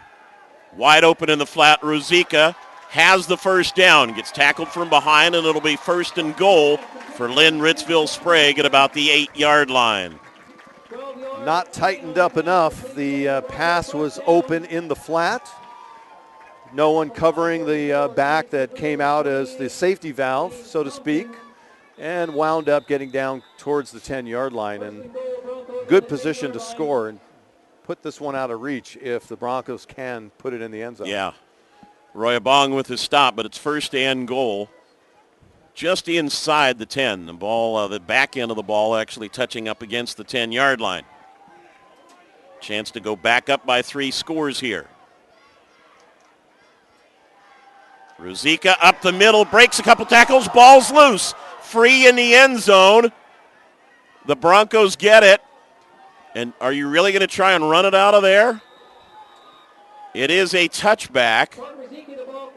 That's one way to get it done. As they kept the ball in play, and really a dangerous scoop there by Tompkins. But another big turnover just when it appeared Lind-Ritzville-Sprague was headed for another score. They turn it over, and the ball will belong to Waitsburg-Prescott on their own 20-yard line with 5:48 to play. Well, a timely hit on the part of a defender of the Cardinals right about at the 2-yard line, and the ball just squirted out. It was a hit. I don't think it was just dropped. And it couldn't have happened at a better time if you're the Cardinals. And, of course, the ball was picked up in the end zone. If you just would have jumped on it there, it would be a clear touchback. You get the ball on the 20, but when you start thinking about running it out, all kinds of oddball things can happen. Yeah, and battling for it there, too. Yeah. All right. Alexenko is the running back. Eastman taking the snap. Middle on a drag route. Ebong with the catch at the 29-yard line. He'll be a yard short of the first down, but picks up an important gainer there, tackled by O'Neill. Well, the Cardinals did job one, which was to keep the Broncos out of the end zone yet again, but now they have to pick up 2 touchdowns, which is a tall order at this point in the game. And do it with only 1 timeout remaining. 5:20 to play, 4th quarter. Eastman under pressure, gets that one away. And there's nobody in a white shirt within about a half mile of that ball. And the Lind-Ritzville-Sprague coaches are asking for the grounding flag there. Why it hasn't been thrown that time, I'm not really sure, to be honest. So you seem to be pretty much up on the new rule changes. Is there an out-of-the-pocket rule? Well, you've got to be out of pocket. It's got to go over the line of scrimmage. In high school, though? Is that a high school rule? Or? And he was not out of the pocket. Yeah, okay. They must have said he was out of the pocket. Yeah, you've got to be outside tackles. So a 3rd and inches to go here. A run blitz, but Estes gets through that and gets the first down out to about the 34-yard line before Rosica brings him down. Make it the 33 officially. And another, potential break right there to not get that grounding call on 2nd down. Yeah, that would have changed everything, and now they have a first down. I mean, that would have made it 2nd and a long ways. Scoreless for 3+ quarters. The Cardinals finally broke through in the 4th, and they need to get 2 more scores here with 5 minutes to go. Estes the catch out over the 40-yard line. Right now, Lind-Ritzville-Sprague is really giving a lot of cushion and allowing the underneath passes for those 6-7-yard intermediate type gains. And the Cardinals will take that. They haven't had much of a passing game in this football game. And if they're going to be given the underneath passes, they'll take them, I'm sure. Yep. Eastman, the school record holder for passing touchdowns and yards in a season, as well as the single-game record holder. Back to work again, incomplete. Trying to find LaRue out in the flat. He had a couple of steps on Matt Leffel, but couldn't pull it in. Would have been a tough catch, but it hit him in the hands, and he's got the gloves on, so I'm sure he's, he's got to answer to a few people when he steps into the huddle. I'm sure he doesn't really have to, but that would have been first down yardage. Yep, need to get it to the 44 here to keep the drive going. Estes in the backfield this time on the third down play. Broncos break out, go to a three-man rush, pitch out to Estes. Option pass. Looks long, man open. Ooh. Incomplete, but a flag thrown. And an injury maybe. Hart's knocking down the ball and Riley Stevens on the play. And then clear pass interference. Hart's frustrated, hands on hips as Stevens went down hard. Okay, he's getting up. That's cool. Yep, a little cold, a little firm down on that turf right about now. Yeah, I'm sure the turf is not the... it's not your friend. You want to hit your opponent. You'd rather not hit the turf at this point. So this should take it down to about the Lind-Ritzville-Sprague 44-yard line. But that's the gadget play that they've had in their repertoire. And it didn't seem like that play was going to succeed. It was pretty well underthrown, but the receiver was so far away from any nearby defender that made the play successful. So a 1st and 10 for the Cardinals. 4:15 on the clock. They trail by 2 touchdowns. Fake the fly sweep. Eastman dropping back for a screen. Batted away. Ruzicka got a hand on the pass intended for LaRue. Just more of the struggles the Cardinals have had trying to throw the ball against this excellent secondary. There was triple coverage there. That wide receiver had 3 defenders right near him, ready to defend that pass. Estes, wide receiver, to the bottom of your screen. Got to keep an eye on him wherever he goes. They'll run the slant the other way and misthrown a little bit. Not a great break on the route for Tompkins, and it's going to bring up a 3rd and 10. And that play was there. Just a bit better execution. That could have gone a long ways. Certainly for a first down, but maybe much farther. So again, they need to get to the 34-yard line of Lind-Ritzville-Sprague. Obvious 2-down situation. Throwing the ball so much, the clock is stopped. So that's working in the Cardinals' advantage currently. Not the fact that they're throwing incompletions, but at least the clock is stopped. Yep. Eastman has thrown for nearly 2,600 yards coming into today's game, starting to warm up here. LaRue, the motion man.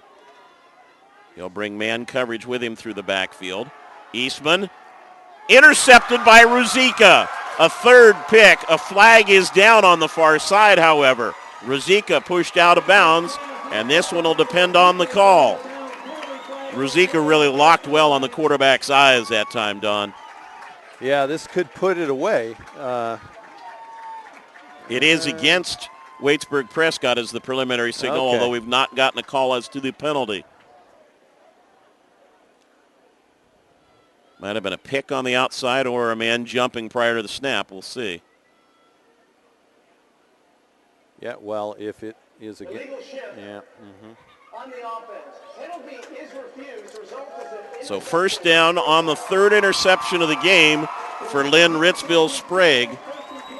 The call was the illegal shift against Cardinals. I'm not sure if the fans at home can hear that. We certainly can hear the official quite loudly. For Ruzicka, his 2nd interception of the year, the ball at midfield, so he stepped out of bounds apparently farther upfield than originally marked.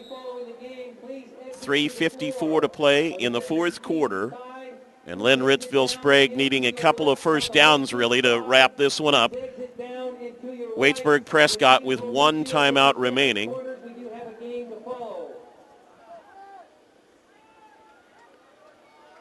And O'Neill forward for about 3. Cardinals need to strip the ball. I mean, the PA announcer's telling everybody how to exit the game so the next game can start. The defense doesn't want to hear anything about that right now. Yep, O'Neill covering the ball very, very well. He has done workhorse duty today. And the other thing with a lot of the key players on this Lind-Ritzville-Sprague team, is a lot of them are underclassmen, including Hartz and O'Neill and Whitmore, all juniors. Ruzicka is only a sophomore, so they've got a good core back on offense. They're not worried about next year right now. They're worried about this year, as O'Neill will go to the 44-yard line and bring up a 3rd and 4 there. Broncos keeping it on the ground, keeping the clock running as we charge past the 3-minute mark. The last thing they want to do here is pass, although they do want to get the first down, so they may throw the ball to get that little simple flat route that they've been very successful with. It's a 3rd and 5 here from the 45. They stretch you long and then just run one of the wingmen out into the flat. Excellent balance on their offense. They throw in the flats, they throw deep, they do all that well. And of course they run quite well. Timeout called by Lind-Ritzville-Sprague, so they have one remaining as well. And Coach Greg Whitmore will step out onto the field, now calls his team over to the sideline instead. Whitmore does a nice job at utilizing his timeouts. He does so on when his team's got the ball on offense, and where he sees where he can really put his opponent in a bad spot. And right now, if he can get a first down on this 3rd and 5 play, the game is essentially over. As it stands, the Cardinals are really hanging on to a thread of hope. Trying to keep their hopes alive for back-to-back state titles, but not looking particularly glowing for them right now with 2:29 left in the 4th quarter. Well, the way the game started out, it looked like it was going to be a huge rout on the part of the Broncos. And then, as you mentioned earlier, the last time they scored was the 1st quarter. It's been a day for the defenses, yeah. So there's been quite a drought, and the most recent score by the Cardinals gave them hope that they could turn this one around. So a little different formation now as Freiberger to the bottom of your screen. O'Neill is slotted to the inside. He'll come in motion. They fake it to him and run quarterback around the right side, close to a hold there, and scrambling back to the line of scrimmage and no more is Hartz. And now a timeout signaled, and a timeout by Waitsburg-Prescott will be their final timeout of the ball game. It's a 4th and 5 situation here with 2:22 left to play in the 4th quarter. The Broncos pretty much did contortions to keep that thing in the ball in bounds. Yeah. I mean, that timeout was all about, okay, we're going to run the clock out, and you are not to run out of bounds. And there was yardage to be gained. It looked like, hey, you should be going for that first down. Oh, no, we're staying in bounds. So one more game here tonight. Tumwater and Prosser coming up at Lampson Stadium as the lights have now taken full effect. Yes, it has. But the outdoor heaters just have not been, I actually was at a playoff game last weekend and saw someone, a fan in the stands, with one of those radiant glow heat lamps attached to a propane tank that was in the seat next to her. Tickets for 2, me and my tank. And it was not even that cold in the evening. So it's colder tonight? Yeah, actually. Yeah. Ruzicka lined up to punt, and one man back deep, Estes, and if they're smart, Ruzicka will boot it away from him and towards the sidelines. Punts have been exciting today. Exactly what he does. Well, it's close to him, and it's going to roll into the end zone just barely as he hit it a little bit low and a little bit too much of a line drive for his downfield coverage to get there in time. So on the touchback, Waitsburg-Prescott will have the ball at the 20, 2:13 remaining, and they have no timeouts left. So the Cardinals have had little success, not none, but they have had the passing the ball just really hasn't been their thing today. They did throw a flea flicker pass earlier, and that was successful. With the interference call, yeah. Yeah, with the interference call. So they even had some help on that play. Estes in the backfield. Eastman under pressure again, and we'll just throw this one away. And now the flag gets thrown. Yeah. No. Well, then that's kind of what I was. It's so confusing. Well, what league has the out of the pocket rule? Blah. Well, I think we know high school has no such rule now. Yeah, intentional grounding, and why they didn't throw it the previous time again I'm with you. Yeah, beyond me. I mean, like 2 previous ones. Yeah. Well, the officials were probably just being pounded on by the coaches. Why aren't you throwing that? Okay, well. So it's a 2nd and 20 for the It's kind Cardinals. of funny, though, that the quarterback would actually throw that, I mean. Now they've marked the penalty off improperly because it should have been from the 20, should not be. It's from the spot. They've marked off 12.5 yards there. Well, that's right, from the spot. You're right, Yeah. halfway, so good point. They Thank figure you, he Don. may Yeah. have been tackled there, so he's going to get 5 yards from there. From there, that's true. And again, different leagues, different rules. Little misalignment here by the Cardinals. Now they get everybody squared away. Quick slant in route, juggled, tipped, and incomplete. About 6 guys had a shot at that. Yep, trying to find Tompkins and could not quite hang on that time. And even 2 minutes left in the game. It makes you want to say 2-minute warning, but we know that isn't in high school either. No, we don't need any more delays. No more delays. So again, they need to take it all the way out to the 30-yard line to keep hopes alive. I believe that's the Tumwater team out there. Getting ready to play the next game. Not that they're itching to go or anything. Towards the sidelines underneath and intended for LaRue, incomplete. And we come down to one final play now for the Cardinals. And with 23 yards to go, Lind-Ritzville-Sprague really with the luxury of being able to play very soft here in terms of coverage and allow some underneath routes. No timeouts for the Cardinals to be able to discuss it. So do you just try to get Estes free out on his own, or do you try to run some sort of gimmick? Just get the ball in the flat. Get the ball in the flat. And LaRue and Estes tight side. Tompkins and Ebong to the wide side. They may just sprint Estes down the sideline on a fly route. We'll see. Pressure over the middle, tipped and incomplete. Flag thrown away from that play. Away from that receiver.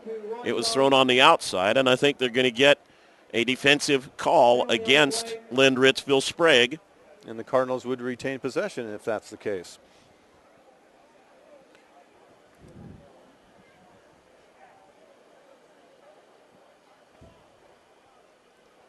Waiting for the officials to tell us It's a game that would not end, would not die. Yeah. We have really kind of slowed our tempo down here in the second half. Offensive pass interference, the call. Well, they can decline that, and that pretty much seals the game. Yeah. Then. Now, there might have been a defensive hold coming through the other receiver, but it is an offensive pass interference signaled, and the ball will belong to the Broncos, and they'll be able to run out the clock.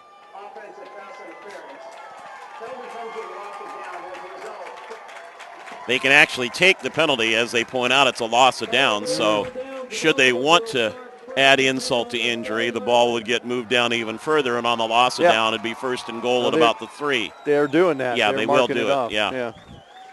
So I would fully expect or hope the Broncos will, let's see, if you knelt it down 3 times, would you really run out the clock? 4 times. Well, yeah, you won't have to on 4th, but victory formation should work here as long as they're helping to bleed it with the respot of the ball. I'm not sure victory formation will work at 1:48. These guys will just pound it straight in is probably what's going to happen. O'Neill checking with the official as they come to the line, and they will go into victory formation. Yeah, they do. Yeah. By the time you spot the ball and mark it for the next 25, they should be in pretty good shape here. Quarterback Hartz takes a knee.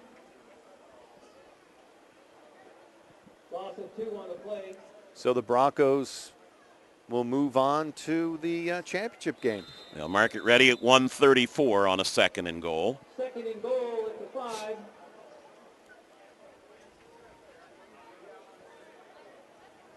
Hartz brings him up to the line again. He'll take all the time that he can.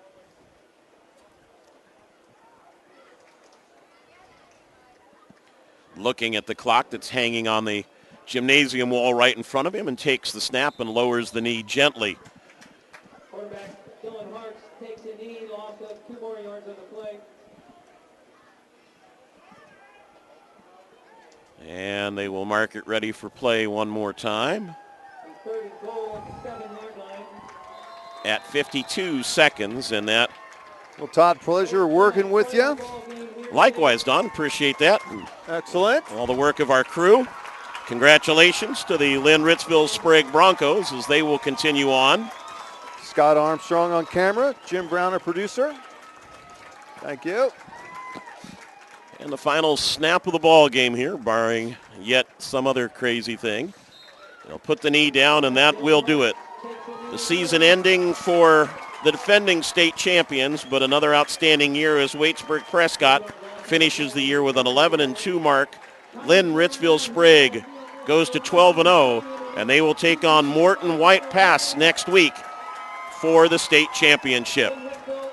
Final in this one from Lampson Field in Kennewick.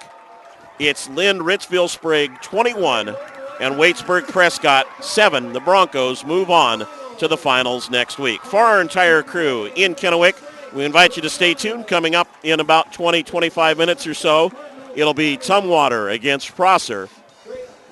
We're going to go find a warm place and talk this one over as the Broncos beat the Cardinals by a score of 21-7. Thanks for joining us on the WIAA Network.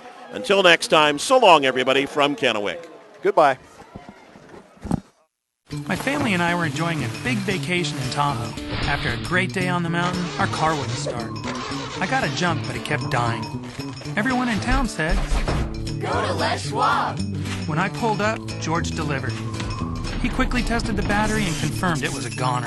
While he installed a new one, I finally got my first relaxation of the vacation. It's nice to be treated like a neighbor so far from home. I'm Clay Gilman, and that's my Les Schwab story. Les Schwab, doing the right thing since 1952.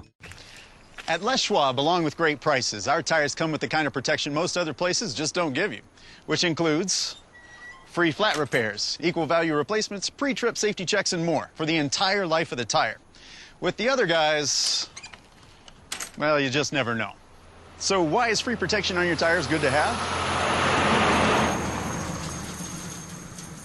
Lifetime protection. That's our best tire value promise.